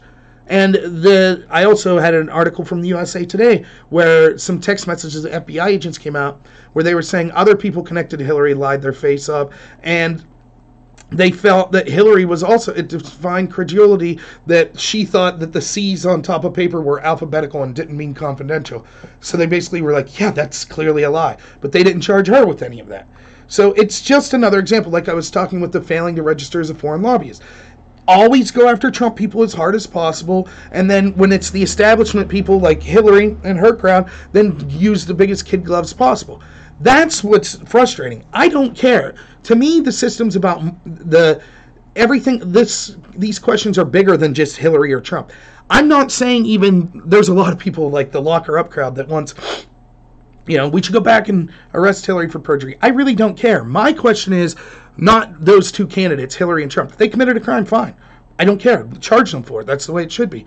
But my concern is more that our investigative and intelligence agencies are not acting out of bias and selectively enforcing laws or trying to help one side win over another. That, to me, is a far bigger concern than Hillary being president or Trump being president or Russia trolls or Russia hacking emails and things like that. All of that are issues that eventually will solve themselves. Trump will only be there 8 years at most. Hillary would have only been there 8 years at most. Russians, we could do things to up our cybersecurity and things of that nature. But if our intel agencies are corrupt, which it's looking increasingly like they are, and even if you don't think they're corrupt, then you at least at this point have to admit they're widely inept, which is a problem as well. Corruption worse, but it's not comforting that the best case scenario is our intel agencies are completely inept. That's not a comforting thought. So that's my major concern. So when I see, and you might say, well, Mueller's not in the FBI, but nonetheless, Mueller, I keep being told by people, because I'll say, I thought this was about Russia collusion, and people will say, no, read the mandate from Rosenstein. It said he could investigate anything that came up in his course of that. Okay, well, in the course of his investigation into Russia, it turns out that we now know that people on Hillary's side committed perjury, so why isn't he going after that? Instead, he's going after decade-old financial crimes that have nothing to do with Russia, with people connected to Trump. So it just goes to show, I think it's clear to me that there is a bias and there's corruption in these intel agencies. And the media is not telling you this. And it's hard because it's a very complicated story. If you're a nerd like me with a bunch of free time, you have time to sit there and sift through all of this. But if you're just an average person, you don't know what's going on. You're just, you're probably getting your news from, Jimmy Fallon or something. I hope not. But, or, you watch the nightly news and you just hear your local news stations like, oh, yeah, Mueller indicted some more people connected to Trump. And you're like, oh, geez, that's bad, right? Trump's people were criminals. But you're not getting the full story, and I think that's very troubling. That's the number one reason I voted for Trump, was to out the establishment. Now, there was a clip. Sorry about that. Some junk on my lip or something, talking too much. I'll have to get a drink after this, but that was the number one reason for electing him, was because it was clear to me with both him and Bernie at the time that the establishment was frightened of them and didn't want them. Or at least they preferred Hillary or someone like Jeb Bush or Marco Rubio or something of that. So I would have, I've said it before, my dream matchup in that election was Trump versus Bernie. And I certainly had flaws with both of them. Now, I'm not too happy with how Bernie kowtowed to the Democratic machine that cheated him out of the election, and how his socialist policies are, in my opinion, completely unworkable and insane, and would do a lot of damage to this country. So there's a lot about Bernie I don't like, but there's also stuff about Trump I don't like. But that was my big issue, was number one was to out the establishment, and that meant the media shills, and that meant places like the intelligence agencies. And I think that it's not even that Trump physically did it himself. It's by the very fact he was elected, they outed themselves. Trump didn't really have to do anything. And so for me, that was worth it on its own. Of course, the number two reason was it'd be nice to avoid foreign wars. That'd be a good thing, right? But that kind of goes, solving number one and getting to the corruption of the establishment would go a long ways to solving number two, stopping these foreign wars. And that's something, by the way, that what happened to the left, right? There he said writing it. I was right with you under Bush. I didn't like the Iraq war.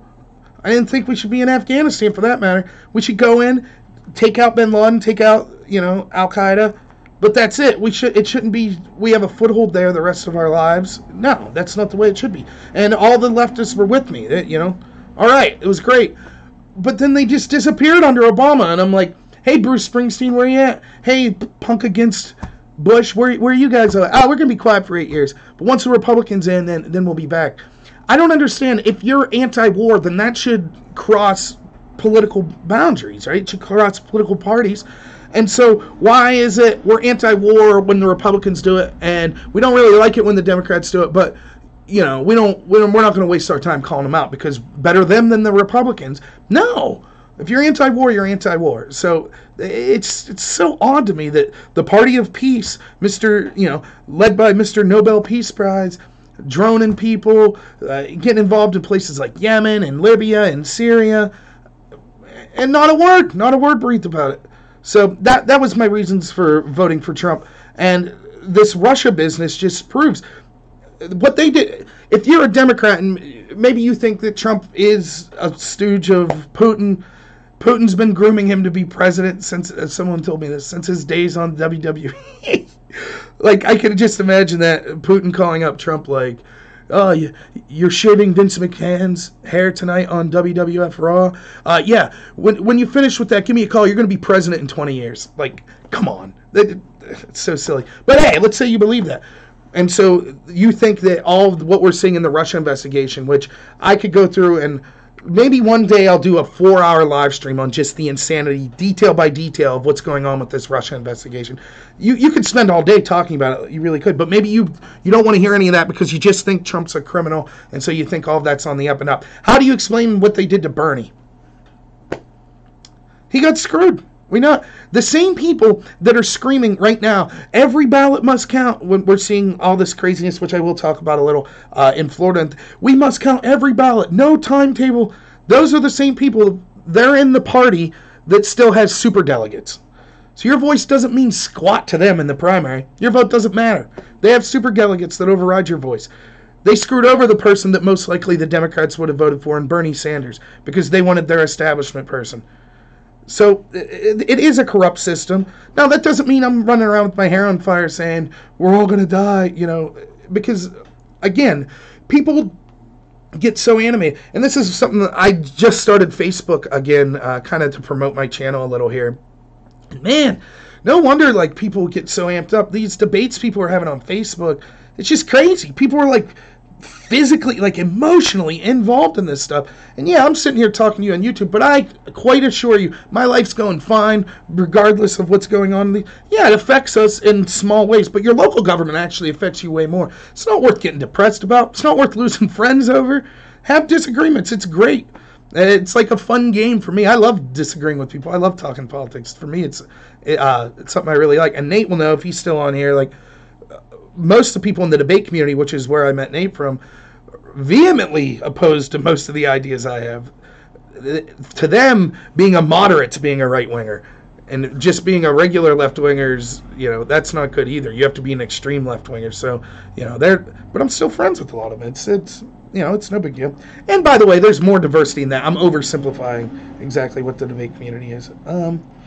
Yeah, but that was my spiel on. So, and yeah, just look forward to, ask yourself this, when you see all these people come out and say, aha, Mueller indicted Roger Stone, he committed perjury, that's a serious offense, he deserved to go down. Just ask yourself, when you hear someone say that, be like, do you feel the same way about Mills and Abedin, who we have proof also perjured themselves? And they'll say, oh, that's whataboutism, whatever. But it's not whataboutism, because to me, the most important question is the behavior of the investigative and intelligence agencies. So it's not about, I'm not super concerned with whether Roger Stone goes to jail or not, or Huma Abedin goes to jail or not. I'm concerned, is it a fair system? Or are they trying to influence things to increase one side's chance to be successful in elections and harm the other side's? So that's my spiel on that. Yeah, the Florida election, I mean, I don't even know what more to say on it, to be honest. I wrote it down, but, I mean, what a mess. It amazes me how so many people in the mainstream media think that you're some kind of crazy conspiracy theorist for pointing out the insanity that's going on down there. And somehow the very people, and haven't they come full circle now, right? Remember before the election it was, oh man, if Trump, or before the 2016 election, if Trump, when Trump loses and he's going to start saying that, there was voter fraud and stuff, that'll harm our country, that'll harm democracy, you have to accept the results of an election. Preceded by, we're going to yell for 2 years that the election was influenced by Russians and fake news, and we don't accept the results. We think that it's all garbage. Followed now back to, oh, you can't criticize what's going on in these elections. So isn't it funny how they keep rotating? Almost like they don't have any morals. It's just whatever benefits them at the time. Like, it's a really bad look. So there's all kind of things I've read recently. They had a voting machine, a machine that counts ballots, basically, that you run through, and it could count obviously much faster by hand, and it overheated, and so they had to extend the time because, now the machine can't count the ballots. Now they're on to hand counts. There was some other allegations I've heard since the last video I've done on this. Democrats were basically sending out forms to people to do things like early voting or like provisional ballots and things of that nature. What ended up happening is they'll claim it was, let's assume that it was for the best possible motivation. They wanted to make sure every vote counted. But what they ended up doing was trying to commit fraud by changing dates on the forms and such to make sure that votes counted that shouldn't have counted. Because they would say, well, they just made a mistake and we're trying to fix it. But that's fraud. You can't do that. You can't change these official documents. It doesn't matter if you think it was for a good reason. It wasn't. It's terrible. If the Republicans do that, it would be fraud as well. And I'm not saying the Republicans have done shady stuff. I did a whole thing on gerrymandering, which I think both sides do, but it's predominantly a Republican thing, and I think that's terrible. But so we're seeing that down there. When you see stuff like this, real journalists should be there investigating. But instead, the mainstream media is telling us, not only are we not going to investigate it, you're a crappy person that's hurting the country if you do want to investigate it. Oh, and by the way, you're probably a racist because the woman running the show in Broward County happens to be black. Like, who cares what she looks like, or that she's a woman, or that she's black? I don't care at all. It's just, it's so stupid. So, we'll see. It looks like still that the results of the election won't change, but this just goes to show why having a system that we could trust as far as our voting system is very important. Because it's easy through incompetence or through corruption to be able to have a really bad scene. And Florida comes off looking terrible in this. It's something that we should all be paying attention to. And it's just another example, as if you needed one, of just how ridiculous the mainstream media is. That they should have 50 people lined up down there demanding. It should look like after a football game where you have the press there, like people shouting. It should look like a White House press briefing with people shouting, demanding answers for. Instead, Brenda Snipes and others have threatened to jail people that are trying to videotape or record, and the journalists have no problem with that attack on free speech. They're too busy defending Jim Acosta being a buffoon. And I also think this is why things like voter ID is important. You've probably heard my spiel on this before, but it is, for me, bigotry of low expectations to make the argument that voter ID is racist, because I choose to think that regardless of our skin color or gender or insert any other group that we're being attempted to be divided by, everyone's capable equally of getting ID. You might say, well, it's some people, if you have a disability or something, okay, that's a conversation, but it's not racist. I think that it's a pretty bad argument to say, oh, black people can't figure out like white people how to get ID. Yeah, that's garbage. And, if you try to push further on that, they'll say, well, it has to do with DMV and how far away it is. But as anyone who might know, I live in rural PA. DMVs around here are crazy. Like, they're only open they're open most of the week, but you can only get certain things done on certain days of the week because the people rotate to all these different DMVs around. So for me, the nearest DMV is about 25 minutes. So for all these arguments like, oh, it's hard to get to a DMV if you don't have a car, like, to claim that's racist because that's true in the city. Well, in the rural areas, you tend to have a whiter population, and the DMV is even more difficult to get to. So is it now voter ID racist against white people? Of course not. It's just, now I'm all for making it easier to get ID and such like that. But I think it's clear. I mean, we had at least 100 people in provisional ballots try to vote twice. There's all kinds of allegations of people voting under other people's names and things of that nature. It just goes to show that it is important that we ensure that our elections are safe. I also don't like electronic voting. I think we should go back to hand-counted paper ballots. I really do. It might take a little longer, but how's it going to take longer than the mess we're seeing now in Florida? Right? And so, there I said right again. But, that's I don't have much more to say on voter ID. Let's see what people were saying. Electoral College, is that what we're talking about here? Yeah, so that's worth talking about. I find it funny how the Democrats want to select, like, there's things in the Constitution that they just want to be done with, and then there's other, like, so they're out there applying something that makes no sense to me, that the First Amendment means Jim Acosta can't have his press pass revoked, which I find silly. But they're clearly really up on the First Amendment, right? But then when it comes to other things in the Constitution, like the Electoral College, they just want it out, right? It's clearly the Electoral College isn't perfect. And by the way, that's kind of the running theme on a lot of things with the American experiment or capitalism. It's not perfect, but it's the best system we've come up with so far. And so to point out flaws and say, we need to get rid of it all based on these flaws, that's an error. That's an error in judgment, because then you have to have something to move on to. And this is like one of my big beefs with postmodernism. They have an ideology that criticizes, but they don't believe in truth. They believe that there's infinite truths, basically. And so, like, they'll criticize. You'd see this in debate all the time. You would defend capitalism, say, and they would stand up and read a postmodernist author and criticize the fact that you defended capitalism. And so you would be like, well, what system then? Okay, you don't like capitalism. And maybe you even have some fair points of some of the problems with capitalism. So are you suggesting communism? No. Socialism? No. Okay, what economic system are you suggesting? Oh, we don't take a stance. We just say we need to reject capitalism. Well, that doesn't do any good, does it? So there can't be no economic system. There will always be economics. But it's the same with the Electoral College. People want to throw it out. And yeah, the reason that we have an Electoral College is because the Founding Fathers wanted us to be a federalist nation. So they wanted us to have a collective country when it came to things like military, printing money, things of that nature, but they also wanted states to be able to make up their own mind on a lot of issues. And sadly, we've gone way far away from that. I think we should go back to more state rights. In fact, you won't hear me talk about abortion a lot because, I'll go on about that a little later, but that's why I think that Roe v. Wade should be overturned. I'm not a constitutional scholar or anything like that, but I don't see how the right to privacy means that theoretically you could have a medical procedure like that. It doesn't make sense to me. So because abortion isn't specifically mentioned in the Constitution, it should be up to the states, just like drug laws. Not mentioned in the Constitution, each state should be allowed to decide. Now, I happen to think that most states would allow abortion, so we would still have abortion. So just on the technical issue, not even taking a stance on whether or not abortion should be legal or not, I'm just saying I don't see where it's the federal government's business. If the federal government wants it to be their business, then they should pass a law that says abortions are allowed, or an amendment, or things like that. That's personally how I feel on that.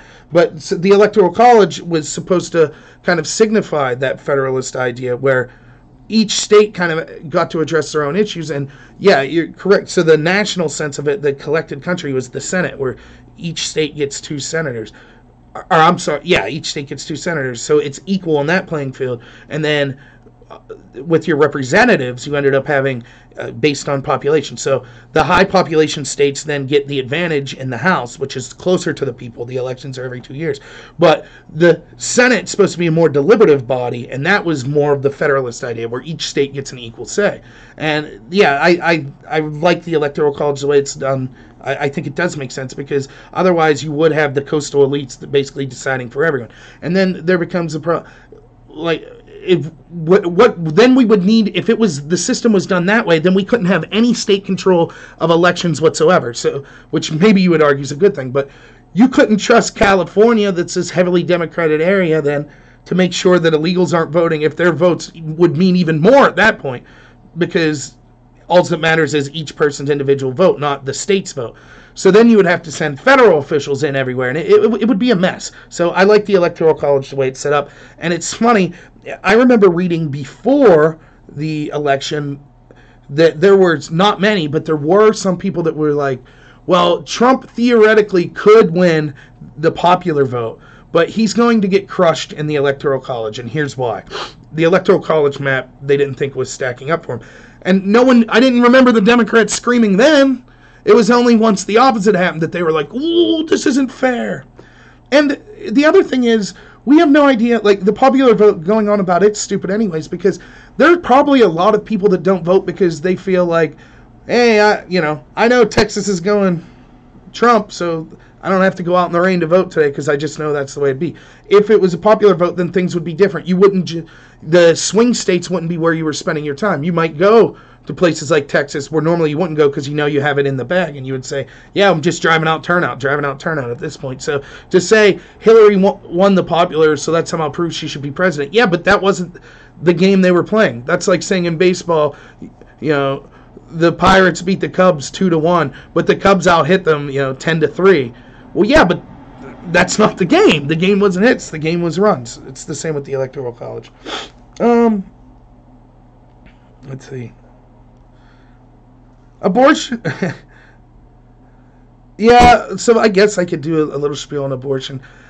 As someone who will be running Republican, like this isn't something that most Republicans will want to hear, but I just don't have very strong feelings on it. I don't. I think it's a wedge issue.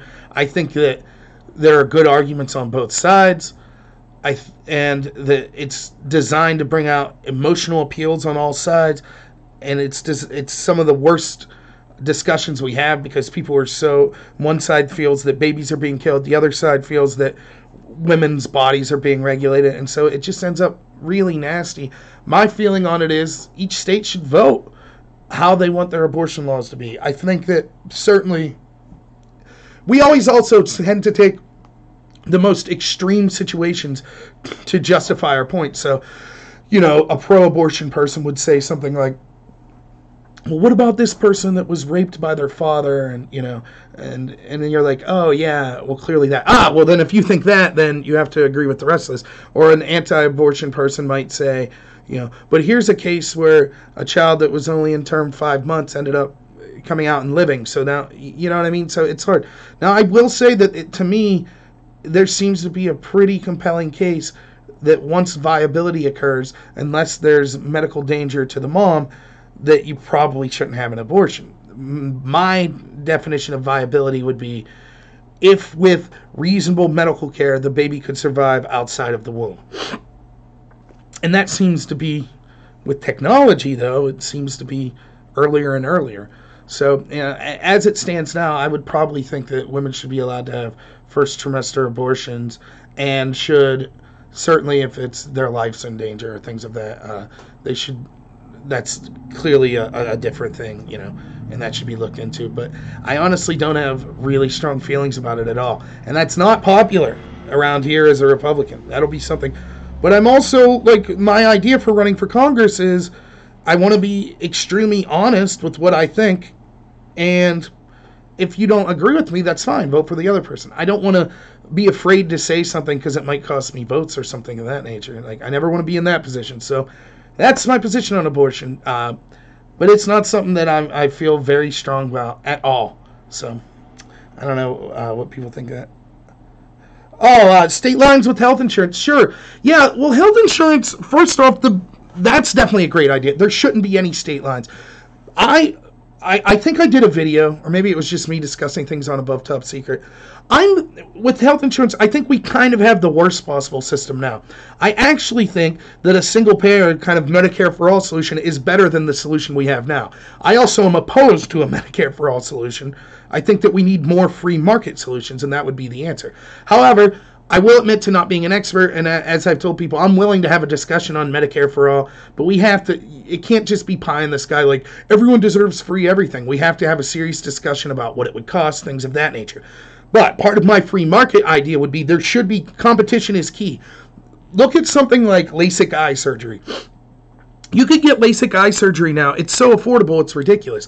And when you're looking for it, you're actually looking around for the ratings. Oh, this place, here's a bunch of ratings. This place has 1,000 ratings that they got 4.5 out of 5 stars. Well, this place only got 2 stars. You never do that with your regular healthcare because you have insurance, so you just go in and they take care of it. But when you're actually shopping around, like for LASIK, you're looking for price, you're looking for success rates, things of that nature. And as a result, these doctors all have to compete. So they'll have specials and they drive their prices down and things of that nature. And now it's affordable where a regular Joe Schmo like me could go get LASIK eye surgery if I needed it, and I could pay for it out of pocket. Now it's, it's not like $10 or anything. I think it's maybe around $1,000, but That's affordable for a possible like life-changing procedure. And it's getting better all the time. The success rates are getting better. The recovery time is getting better. The prices are going down. That's because of competition.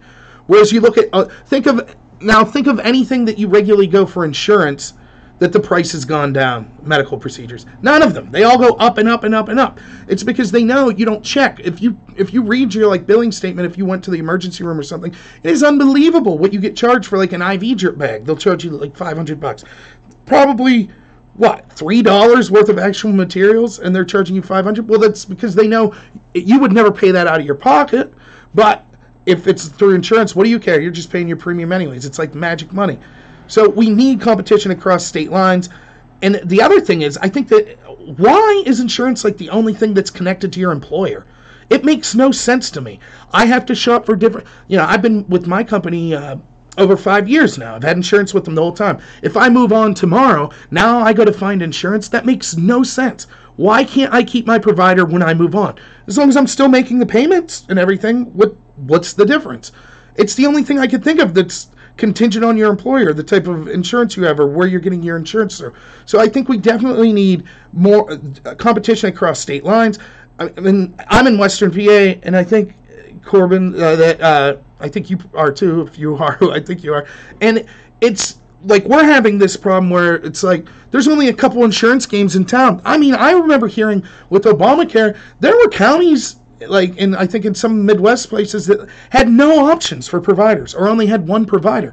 Well, that's a monopoly. You can charge whatever you want. We need to get more places in here. And I don't see why insurance companies wouldn't want that. If you're an insurance company and right now you're operating in Ohio and you're really successful, I think you would jump at the chance to be like, yeah, we'd like to offer our services in Pennsylvania as well. So I don't understand why we don't do that. And free market principles also apply to like drug prescription costs and things of that nature too. If you have competition, right, which is why Trump at one point, which I think this is something he's failed on, but he talked about importing drugs because they're way cheaper in Canada. Why should we be held to these inflated prices because there's no competition in the drug market now when we could bring in cheaper and leave the customer decide? When you go to the pharmacy, you could decide what you want to pay. But because I don't like, if it was up to me, the insurance game would basically be removed altogether. This has happened, like, I believe, on the West Coast up north, like in Oregon, I think I read about this, in Washington, where kind of a group of family physicians got together and they decided they're not going to accept insurance anymore. They'll basically just charge for their time cash. And so you could go to the doctor, because think about it, unless you have a chronic health issue, maybe you only, or if you have kids, like if you have kids, you're probably going to the doctor a lot, but like someone like me, I honestly have not been to the doctor other than like if I need a physical for work. I haven't been to the doctor in like 11 years, but I'm paying this insurance. I'm paying, like $380 a year, or a week, or I'm sorry, a month, and then plus my employer's paying a lot as well. So I'm paying into this insurance, and I'm never using anywhere near that care. If these doctors I'm talking about, you could go visit for basically $100 a visit or something of that nature. How many times are you going? 2-3 times a year? So $300? And then, yeah, you would say, well, what about catastrophic situations? Well, that was kind of the intent of insurance in the first place. But even the procedures, those would cost far less if the insurance game wasn't in there, the middleman inflating the cost for everything. So, like, God help you if you have to be life-flighted or something to look at your bill. I mean, you're talking $40,000, $50,000. But that's because the insurance game inflated the prices like that. And so it becomes it's a very complicated thing. I wish I was smarter, but to me, free market's always going to do better. And what you hear is the other thing I'll talk about health insurance that I think is funny is pre-existing conditions. You hear people yell about that all the time. But think of what people are really saying. If insurance companies have to provide coverage for people with pre-existing conditions, what incentive do you have to ever get insurance until you have a condition? So I'll just not have insurance then. And then all of a sudden I get diagnosed with cancer, and so I call the insurance place and I'm like, okay, I now want insurance because I'm going to be having a bunch of expensive medical procedures. I go get the procedures, and then when I'm done, I drop my insurance. I'll get insurance the next. That's not insurance. It's in the word, right? Insurance means you are paying now in the case that something bad happens in the future. So you're insuring yourself. That's the idea behind it. Now people will say, yeah, but that's why the mandate was there. That's why it said everyone had to have insurance. But what the mandate did was it actually punished people that had saved and did things the right way. Because if you did things the right way and you've had insurance all this time while you're young and healthy, or young or healthy, I guess. You don't have to be young to be healthy. But, you know, maybe for years you've been paying in, and not really using much of the service because you're healthy. And then all of a sudden it's, oh, and now we have the mandate, everyone has to have insurance. Well, your rates are going to go up. You're basically punished because this person that's just coming on now that has to be accepted with the pre-existing condition, he got to save all those years that he didn't have to pay, whereas you were the sucker. You did things the right way, and you end up getting screwed over. So I don't like systems that screw over people that were trying to do the right thing. That's why, like with our zero interest rates with the Federal Reserve policy, it punishes savers. The lower rates go, it's a system designed to encourage borrowing and designed to punish people that are saving money. And that's not good. We should be encouraging saving money and things like that. So,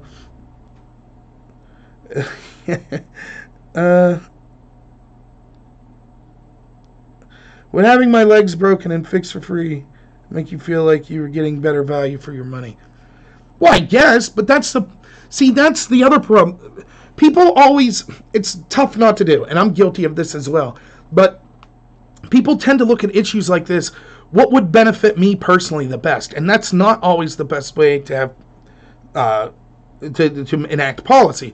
So, like, I'll probably get in trouble for saying this. I don't know if my parents would ever watch this, but for example, before Obamacare, I don't think my parents had health insurance. I could be wrong, but they certainly didn't have good coverage. And they certainly would not be considered wealthy. They, you know, but they had a bunch of electronics. They went out and did a lot of fun stuff and things of that nature. They basically were choosing to not have health insurance that they could have afforded if they got rid of a lot of other things in their life.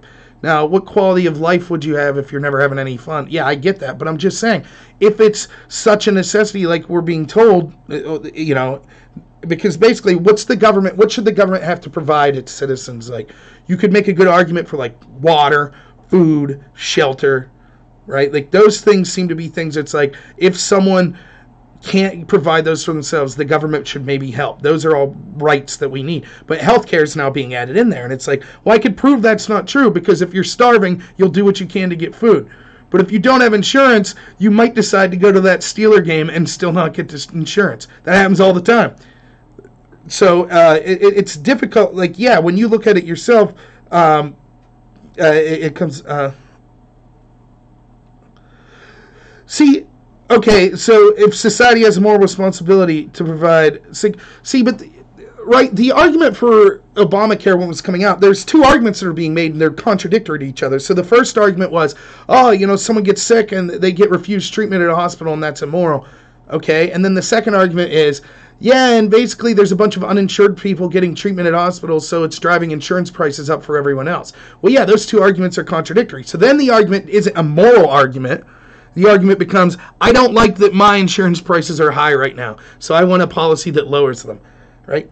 For example, like, I don't feel that society has a moral responsibility to ensure health care for people. I really don't. I think that you may have a personal responsibility within your own morality. That's fine. But I don't think the government has a responsibility to take those actions. I really don't. Maybe you could make the argument for children. But I just, like, then where does the lines end then? So if we have a moral responsibility to ensure health care for people, do we also have the moral responsibility to ensure health for people? Therefore, I'm overweight. Does the government then have the responsibility to come in and tell me, hey, stop shoving that cheeseburger in your face, you're killing yourself? Why not?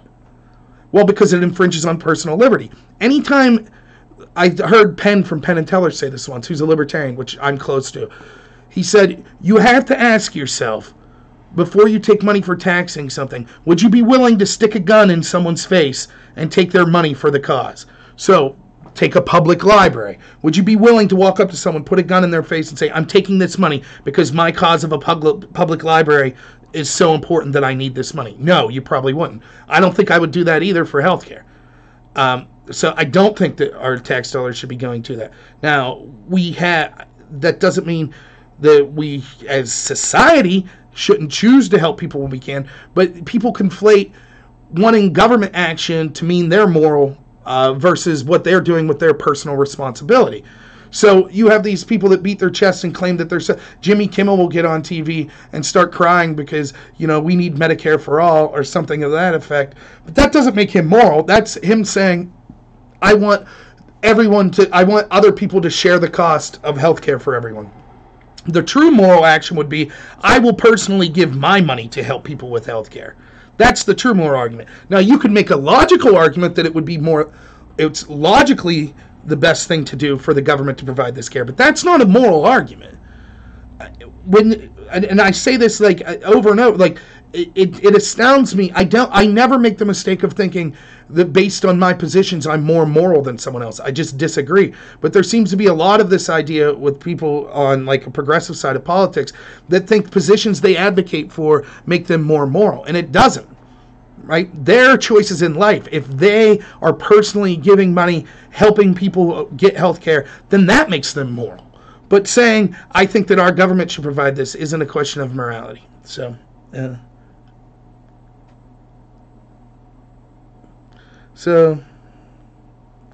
okay. Yeah, unless anyone has anything else on insurance. Where was I at here? 7. Oh, the migrant caravan, right? I guess I'll talk about it for a little. So there's a couple hundred have showed up at Tijuana. They broke off from the caravan, supposedly. Reports are that they were busted. We know there's organizations, at least one based out of Chicago, that's it's a Spanish name, but I think it translates into basically World Without Borders or something like that, that's helping these people come up. And I just think it's funny because look, don't be mistaken, Trump was using this as a political issue and he was ramping up the rhetoric going into the election. It happens to be one I agree with, but definitely that's what was occurring. And issues like this will always be most talked about come election season. That's true of all politicians on all sides, by the way. You could even take something like the heroin epidemic. It's going to be talked about more around election season and people saying, here's what I could do to fix it.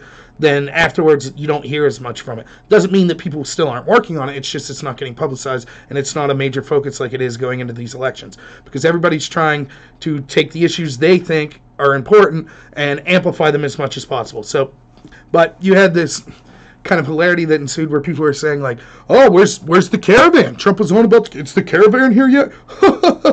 Yeah, this argument. Well, yeah, it's here. Now, you might say it's only 200 people, so it's still here.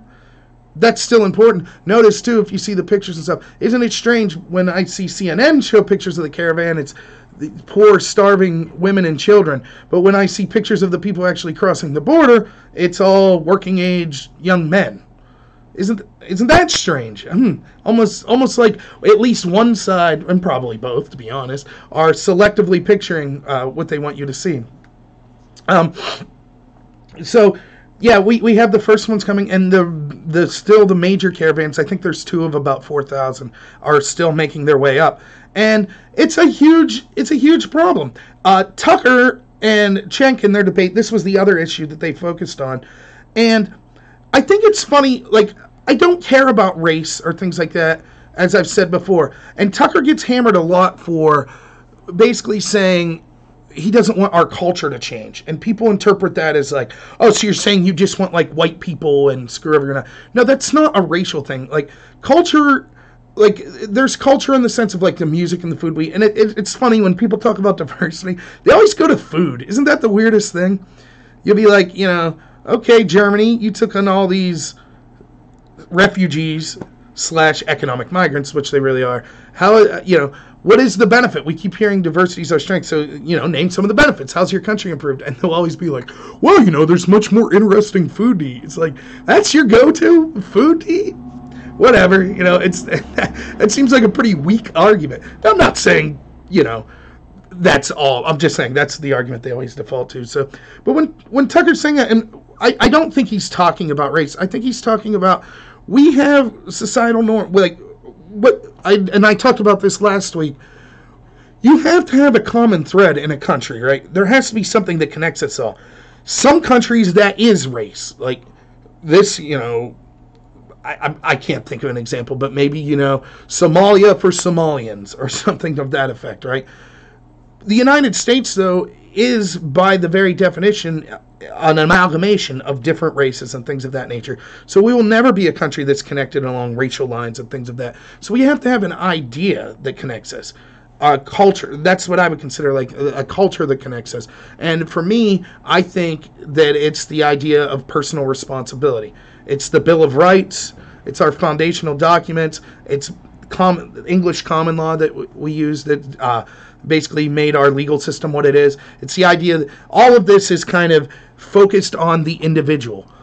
It's not a collectivist society. It is an individualistic society. And that is the best way for societies to run. That's what the American ideal is. That's what connects us all. We each have the ability to have our own thoughts, to have free speech, to do what we want until we negatively affect other people. You could worship as you want. You could say what you want. That's the idea. Everything is focused on the individual.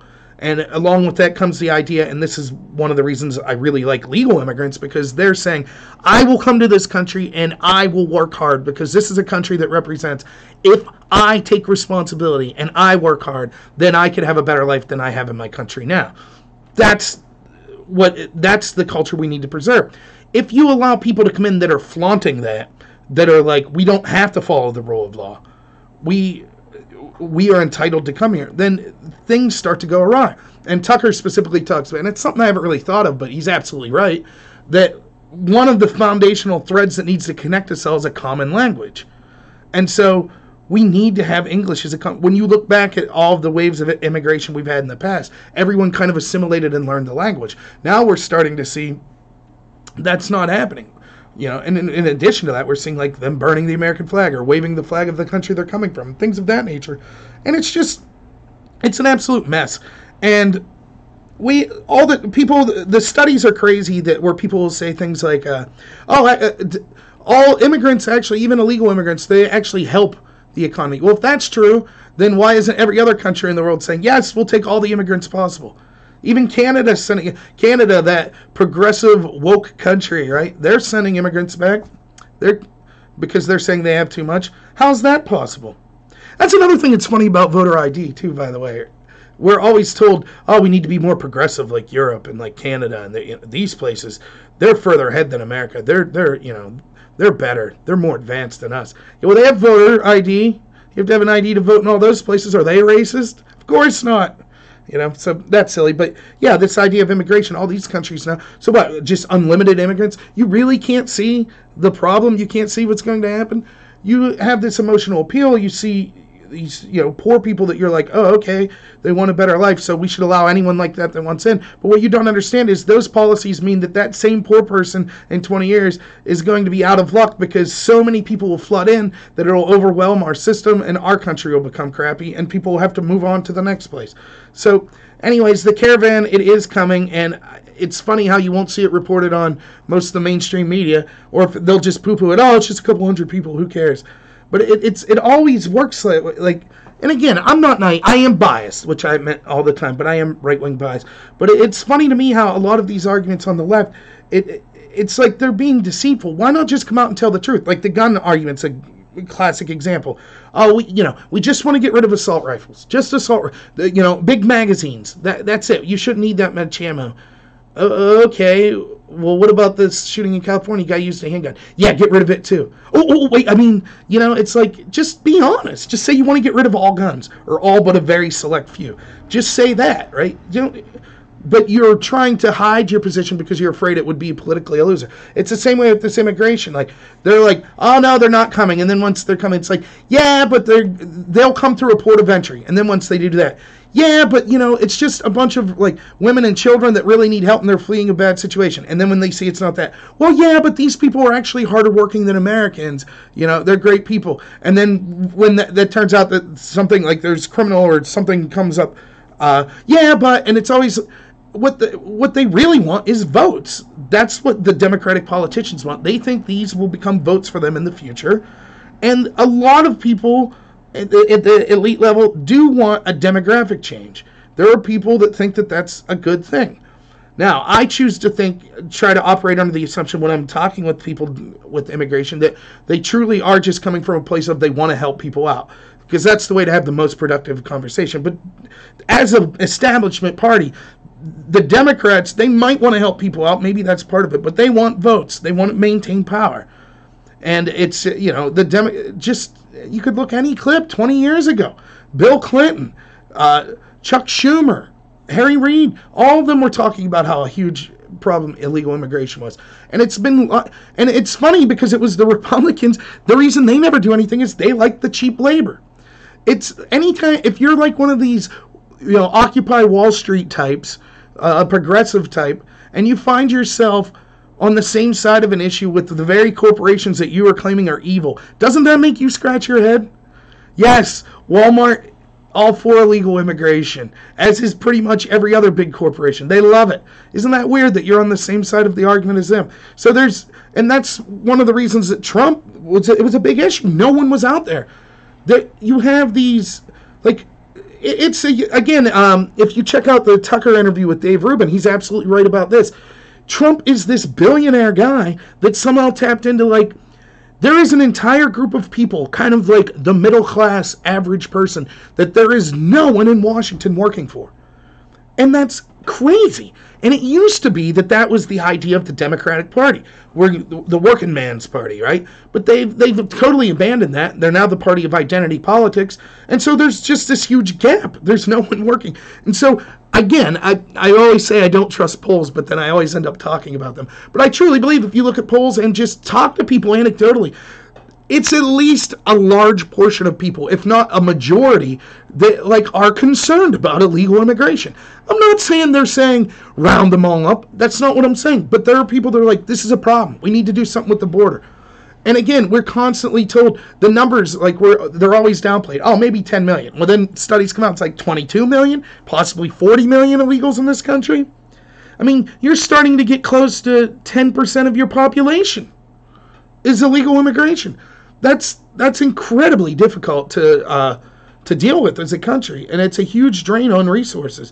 And the worst part is you can't have this discussion without someone just screaming racism at you. I think it's great to have an in-depth, to see a conversation or to participate in a conversation in-depth on economically, how does illegal immigration affect our country? What are the pros? What are the cons? To have a series, but instead the discussion we get, you're racist. You're racist. You have a problem? Oh, you think we should have racist? But there's a lot of people. That's not an extremist mindset. An extremist mindset in illegal immigration would be round them all up today and kick them all out. Okay, that's a more extreme position. But to just be like, hey, I have concerns, that's not extremist. And we're constantly told, oh, you can't even have that conversation. You're racist. You're racist. And it's just not productive whatsoever. So, yeah, now the caravan that we were all told was a myth, it would never get here, well, it's here. And granted, so far only 200 people or so, and they didn't come through a port of entry like we were told either. But it's okay. They'll make the next excuse up for them. So, let's see. Yeah, and again, the idea with celebrities, yeah, that's exactly it. You had, I think, don't quote me on this, because I'm sure you all are all quoting me all the time, but I read a story a while ago, I think it was George Clooney. He lived in an area, and it started to get an influx of primarily Islamic immigrants, and I think legal even. And he ended up, and this was in Europe, I believe, he had a house, and he basically was like, well, I have to move because the community's not safe. It's like, wow, Georgie boy, you're all about no borders, no walls, right? But all of a sudden, when it affects you personally, it's like, my home value is going down. This is unacceptable. These people are ridiculous. And they'll out themselves, too. Just listen to them talk a little. Just go to their Twitter feed or something, and they accidentally out themselves. Well, who's going to mow our grass and, take care of the children? Oh, yes, because you're concerned about cheap labor. God forbid you actually have to pay someone a working wage, right, by the laws of our country. And again, and I stress this as well, I'm not saying I have animosity towards the individual illegal immigrant. If someone moved in next to me and they were an illegal immigrant and they're a cool person, I'm not going to rat them out. Just like I'm not going to rat my neighbor out if they're a speeder. They're always speeding. But I still believe speeding laws should exist and they should be enforced. I don't understand. It immigration is the issue more than any. That I think that any person who is anywhere in the middle, not an extremist, right, can look and see, if you don't have borders on your country, you will fail to have a country in a very short time. I think that's pretty reasonable. Every country that's ever existed had borders for a reason. The same reason you have borders around your house, right? You have walls and a door. That's necessary to have ownership of something. One of the things that makes our country great is the ability to own stuff, to own land. Well, collectively as a country, we own this country. And having that ownership means you can't just leave anyone in. You have to enforce the borders of that. And to listen to these people, how do you have a conversation with someone who is chanting, no borders, no walls, no USA at all? Keith Ellison believes that. He's the second in charge of the Democratic Party, the DNC. Though I think he may have resigned. He got voted in as the Attorney General, I think, of Minnesota. But, how do you, where do you go from there? It's that's very basic. It doesn't take long. You don't have to be a genius to see how that is a very short order away from not having a country anymore. And they don't care. It's because the facts don't matter. The emotions of it are what matter. And so they're able to chant something like that. And it's you're clearly not thinking this through. And the celebrities are the worst. The problem with celebrities is it's they've probably always been, since they've been celebrities, they've always been popular, had a bunch of money, and probably had a bunch of tag-alongs and people kissing their butt. They never had anyone to tell them, hey, no, you're wrong.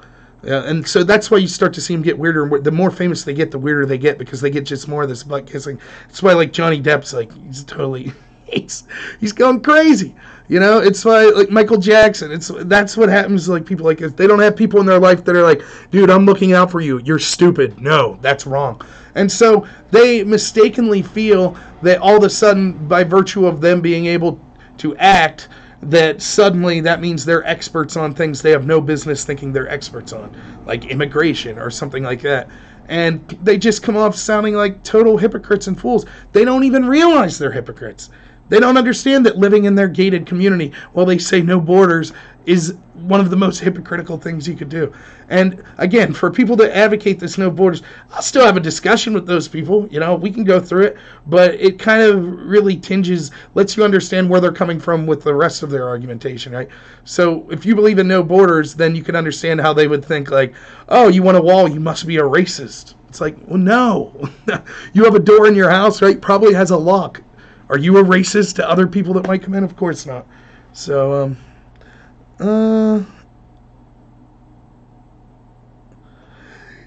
yeah, I mean, and it's clear, right? Here's the problem with Trump, right? He's not very detail oriented, so he'll constantly shoot his mouth off, only half knowing something, which I myself happen to be a fan of doing. I'm guilty of this as well. The difference is I got 6 people watching me on YouTube. I'm not president of the United States. So Trump will say, when Trump comes out and he's they're sending all these rapists and they're bad people. He's on to something. He worded it very poorly, and it came off people were going to try. I don't think he was saying all Mexicans are rapists or anything like that. What he was saying is actually kind of backed up when organizations say that 80% of women trying to illegally cross the border have been sexually assaulted on their journey. So that seems to go to show that there are at least a lot of sexual predators there. But I digress. I'm not taking him literal what he said. I don't think it was a good thing to say. But I get where he was coming from, because it is true that Mexico is basically allowing this to occur. And the reason is they don't want the people there. And I've seen reporters that go down and they were interviewing people, and I've read comments where people were yeah, basically the Mexicans are really nice. The individual Mexican people are really nice to the caravans and things of that nature. One, because maybe they are just caring and they want to be nice. But second, because it's these caravans are making a mess and they're a huge drain on resources. And so you're keep moving, keep moving. Yeah, sure, we'll help you. Keep moving. We don't want you stopping here. Keep going. And, the entire idea that these are somehow refugees that are fleeing war-torn areas. Refugees don't get into a safe place like Mexico and say, nope, I'm going to keep going further for economic reasons. You're no longer a refugee. You're then an economic migrant. So I don't know what could be done. I don't know that it would be cause for war for Mexico for sending these people, but definitely we should have harsh economic sanctions and things of that nature if they are unable to do anything to impede this. So it's truly a mess, though, and I feel like, other than Trump, like, and maybe some people in the Freedom Caucus, no one's speaking for what I honestly believe is, if not a majority, a large portion of this country that's like, hey, can we enforce laws?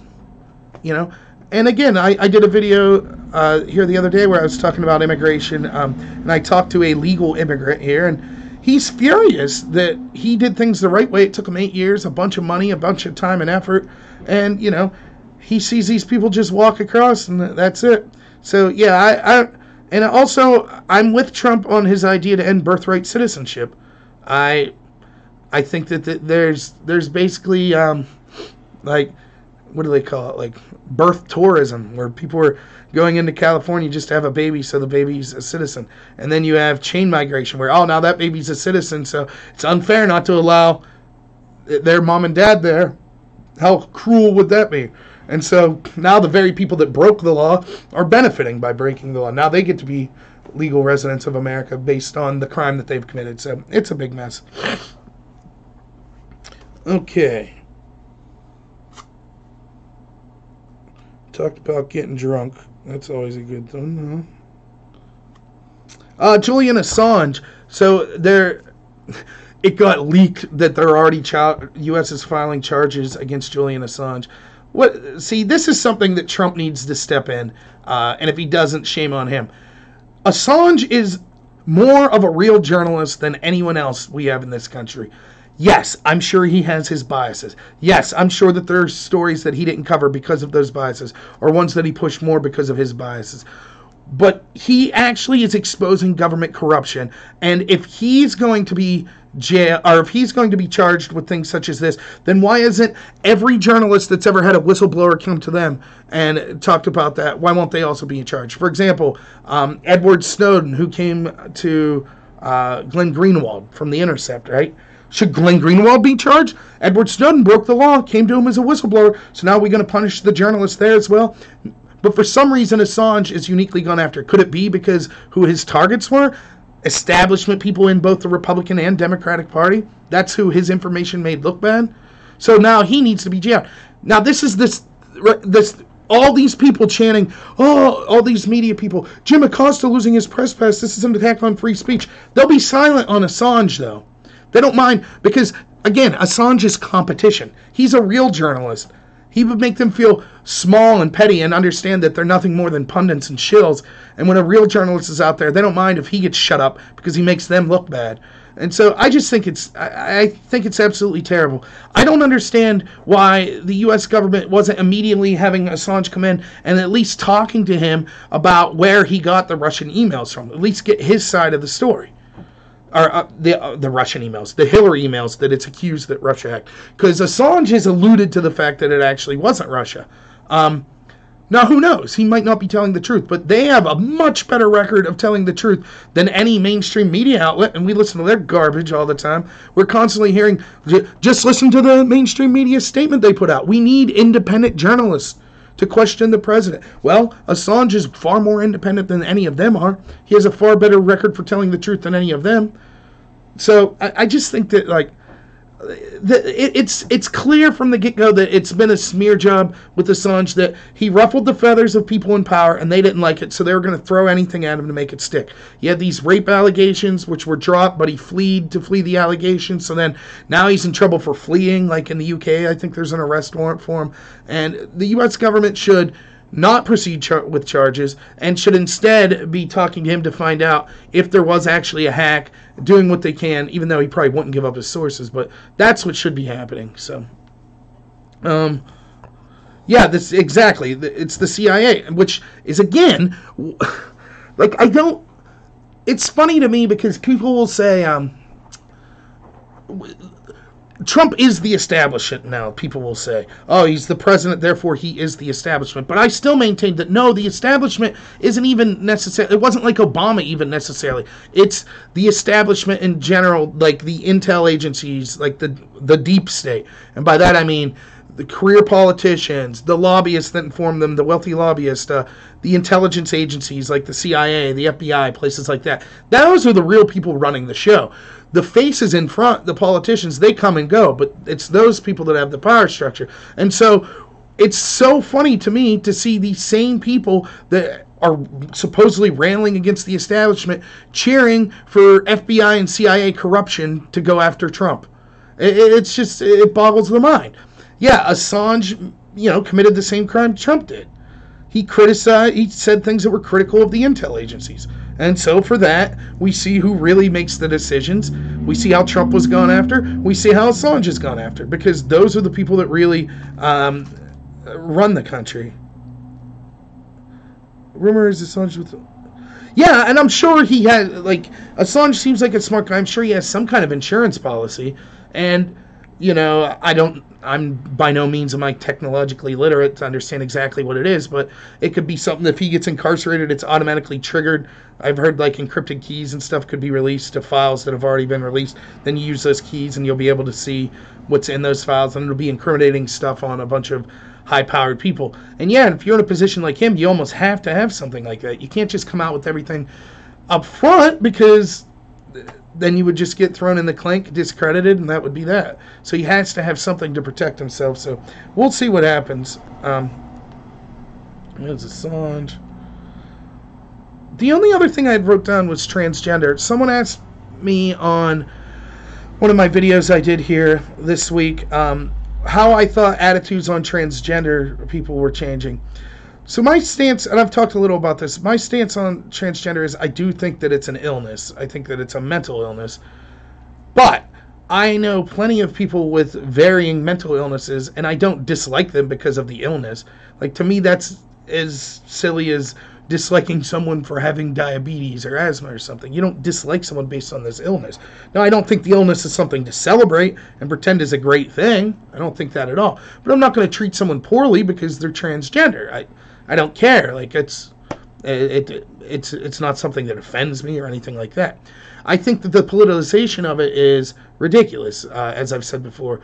I don't know. I think it was in North Carolina, the Republicans that started down the road of, now we're going to start, basically checking your bits and pieces before you go in the bathroom. It's come on. I don't think that was necessary. If something comes up, if someone's acting inappropriately, then you could charge them for that crime. Until then, just what you look like's where you go. Sorry, that's just the way it is. And yeah, that sucks if you're transgender, but you don't look like the gender you're trying to be. So you got a scruffy 5 o'clock shadow and you think you're a woman. Sorry, you still have to go to the restroom you look at. I know that sucks, but guess what? Life's not fair. That's just the way it is. So and I think that we see all kind of the stuff that's coming out. It's ridiculous. Now, kind of this attitude where, transgenders in sports and things of that nature. It's just so silly. And and again, a lot of the feminists really don't like the transgender issue. I just saw a prominent feminist got warned or banned on Twitter for basically saying, look, there is biological differences between the sexes, but are basically arguing against transgender. It's basically this. You're not a woman just because you claim to be a woman, even if you're taking hormones. But yeah, it's funny how these two things clash, because the feminists have been saying for years that genders are just socially constructed roles. In reality, there's no real difference between male gender and female gender. And it's just society has said girls have to do this and boys have to do that. But without society, girls and boys would basically be interchangeable. And the biological differences are non-existent or so minute they're not worth talking about. And then you see, a man to woman transgender enter a boxing ring and just start dominating, and you're like, oh, yeah, maybe there is a biological difference, right? So a lot of the feminists don't like the transgender issue. They think it's kind of undoing their work. Of course, the feminists are wrong. There are biological differences. So, but how do I feel that they're being treated differently? On one hand, I think it's a good thing, because I think this is something that really, even 20, 30 years ago, could be something that people wouldn't have batted an eye to just call someone out, make fun of them that was transgender. And I think you see less of that type of thing going on. I'm sure it still exists to some degree, but I think you see less of it. So that's a good thing.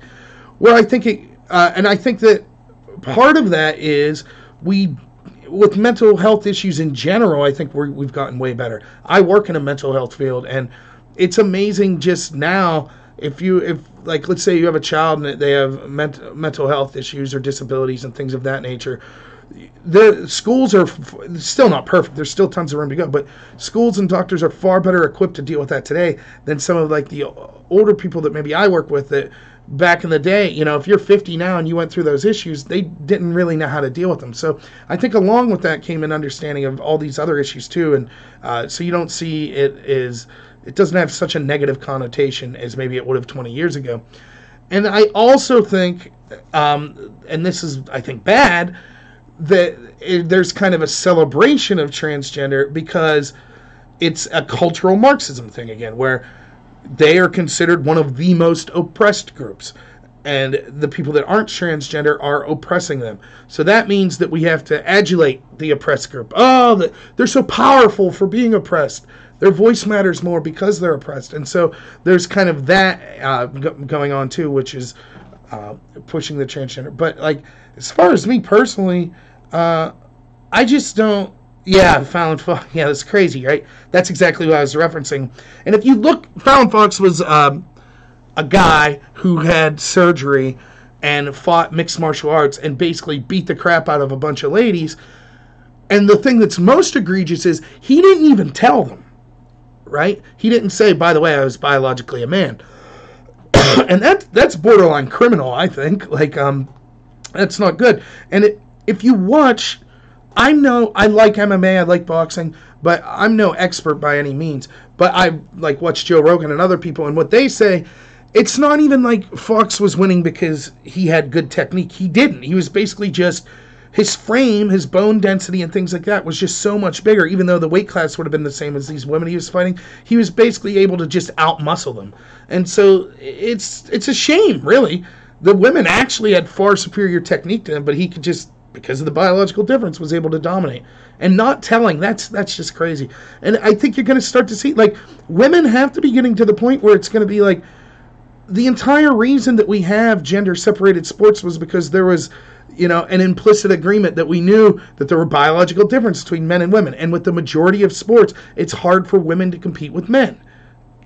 That's just true. Like, we knew that. That wasn't really being debated. But now, when you're able to have men just switch over, be a woman, and, you see the cycling championship, man just won that, and things of that nature keep coming up. It has to be really frustrating if you're a female athlete and you've been training and competing against contemporaries your entire life, and all of a sudden some guy who's not trained half as much as you decides he identifies as a woman now, and maybe he seriously does identify, and it's not just for the sports reason, but he then decides to compete against you, and he's just blowing the doors off people. That's crazy.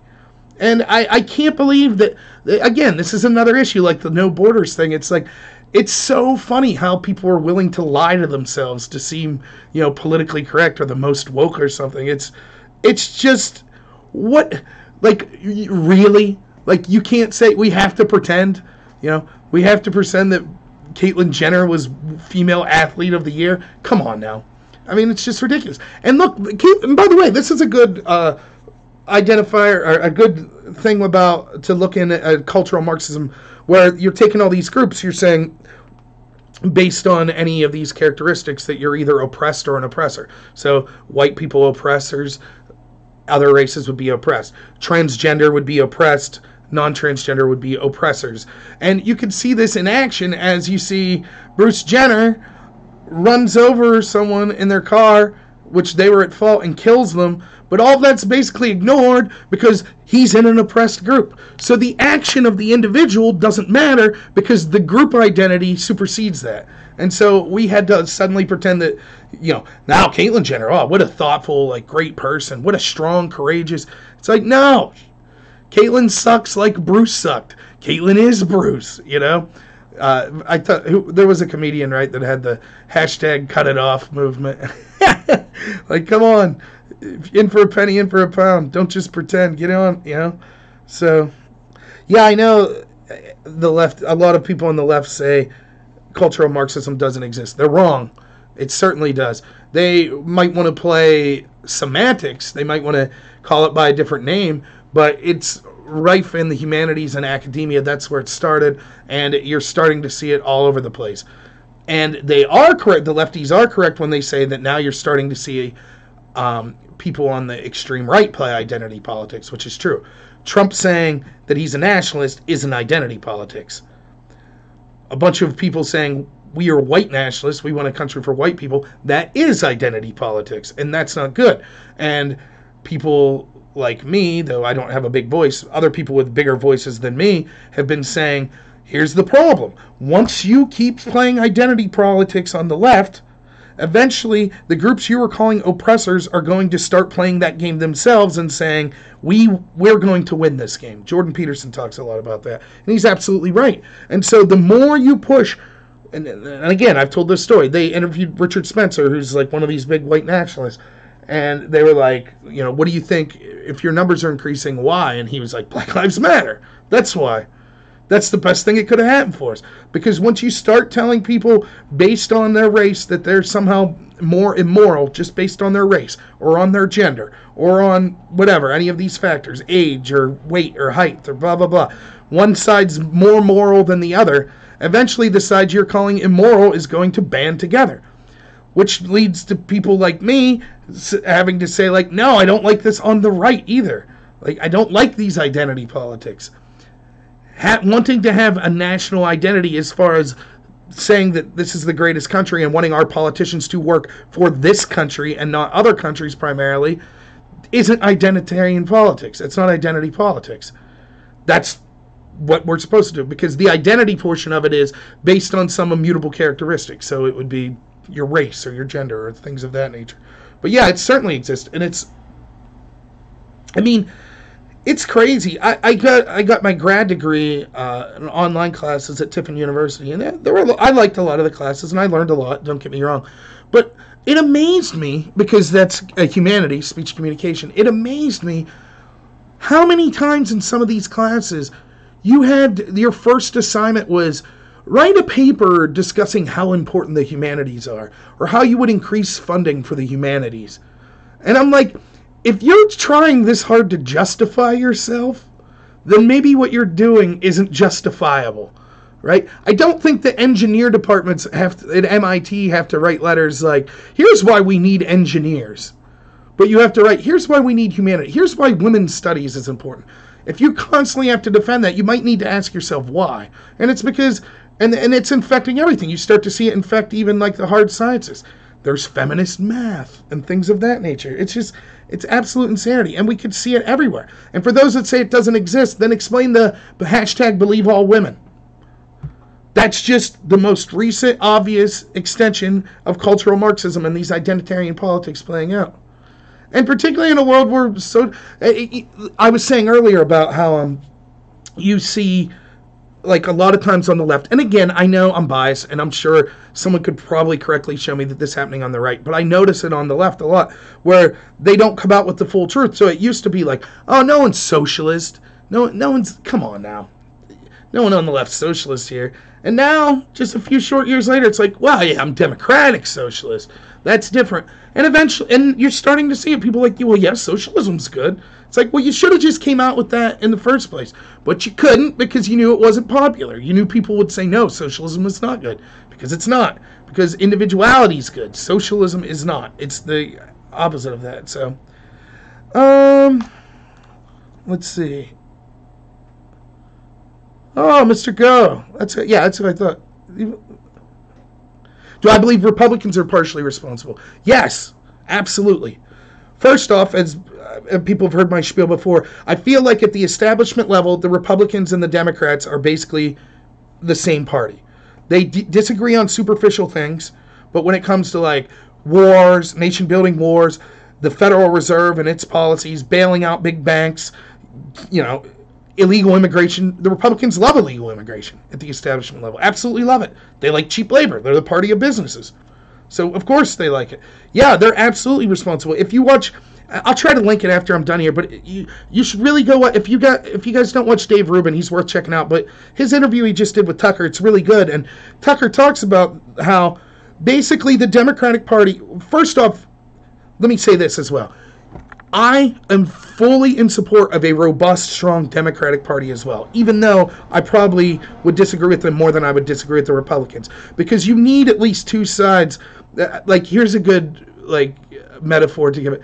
I used to be a wrestling fan, and when was wrestling best? When you had WWF and WCW. The competition made each product better. Then once it was a monopoly and you only had one, then they didn't care about the fans as much anymore, and the products started to suck. Well, that's kind of what we have going on now. We basically have, at the establishment level, the Republicans and Democrats think alike, and so us, the constituents, we suffer for it. No one's out there looking out for us. But what Tucker's talking about is, he says, look, it used to be you had the Republicans were kind of, even though they would deny this, they were kind of the party of the wealthy, right? Big business and the country club type people, and the Democrats were supposed to be the more working class people. But the Democrats gave that up, and now they're just pushing this cultural Marxism and this identitarian politics, right? It's all about oppressed versus oppressors and dividing us into groups. And so no one is looking out for the working class people. None. There's no one. And so the Republicans, instead of grabbing the bull by the horns and being like, oh, great, here's a huge constituency that we could advocate for, they just said, no, we're going to keep doing our thing as well. And so you have all these people that feel like, who's representing you? You know, which party are you going to go for to represent you?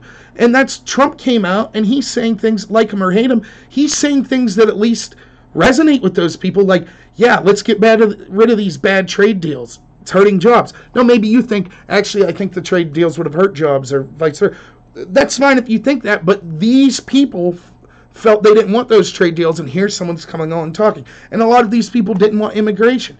And a lot of these people wanted a president that was going to stand up and say, yeah, I think this is the greatest country in the world, and I defend it, and I defend our workers. And even if the policies end up not helping the workers, at least he's up there trying, it's perceived as. And that's, to me, one of the big reasons why Trump won, because the Republicans have done such a terrible job, which is one of the reasons when I run as a Republican, I think that I would be very successful, because I would be able to, not just be able to, I legitimately have concerns and want to represent average working class people. And I just don't think you see a lot of that. I think the Republicans have let that slip. But it's funny now, like, the Democrats, they're supposed to be, against elitism. But if you look at it, overwhelmingly, the Democrats are the party of the very rich and the very poor. And the Republicans, then, what's that lead? They should be representing the middle, but they're not. And, Republicans do, even on specific individual issues, I could look at and criticize a lot of what Republicans did. Like, the whole Kavanaugh thing, which was way over, like, I feel to this day, I wouldn't be able to vote for a Democrat over that. It's just, the idea of getting rid of the due process and innocent until proven guilty is absolutely insane. But let's not act like the Republicans, when they refused to even hold a vote on Obama's choice, Merrick Garland, because it was Obama's last year. I thought that was ridiculous. I also thought, even though I was young at the time, right, the impeachment of Bill Clinton, I thought was ridiculous.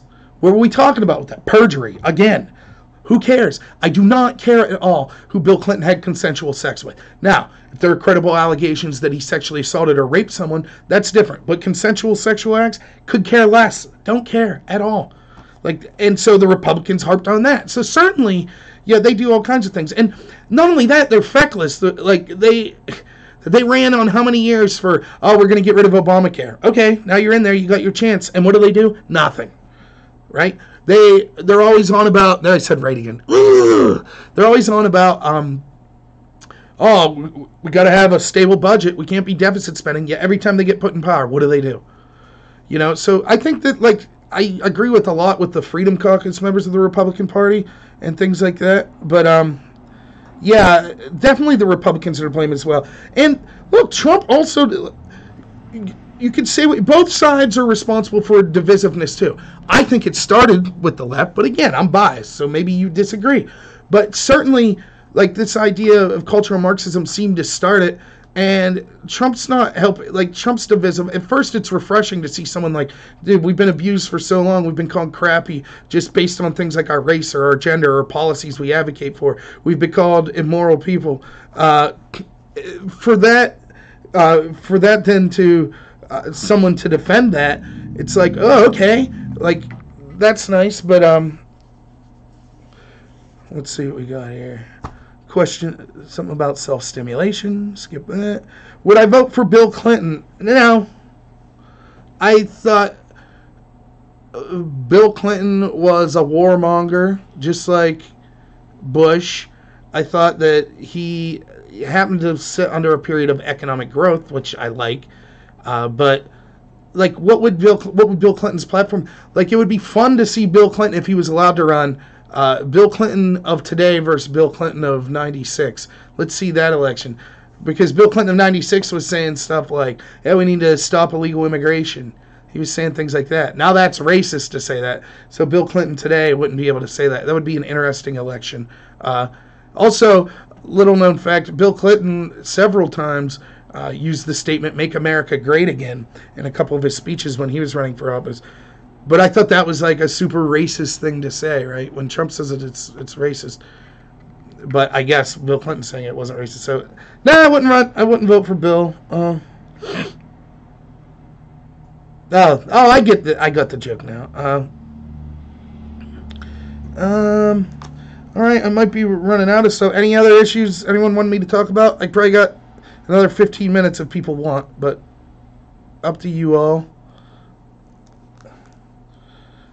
I have to leave the dog out at 3 o'clock or she'll be really mad. Though she's going to be bitter anyways because it's snowing out there. So normally it's kind of walk around, have fun time. But when it's snowing, she just out real quick and then right back in. So if I could ask anyone who watched the last live stream and also this one, is the video quality noticeably better? I'm hoping so. Or to me on my screen it looked a little better, but I don't know what people think of that. No, it doesn't look any better. Sucks. See, then it might be the encoder that I'm using. Maybe I need to like monkey with the resolution or something like that. But all right, well, I think that's all I had wrote down. So if no one has anything else they want to hear about, thank you everyone for tuning in. I'll still keep doing regular videos throughout the week, but I do plan on doing a live stream every you too, Mr. Go. I do look to doing a live stream every week, Friday at noon.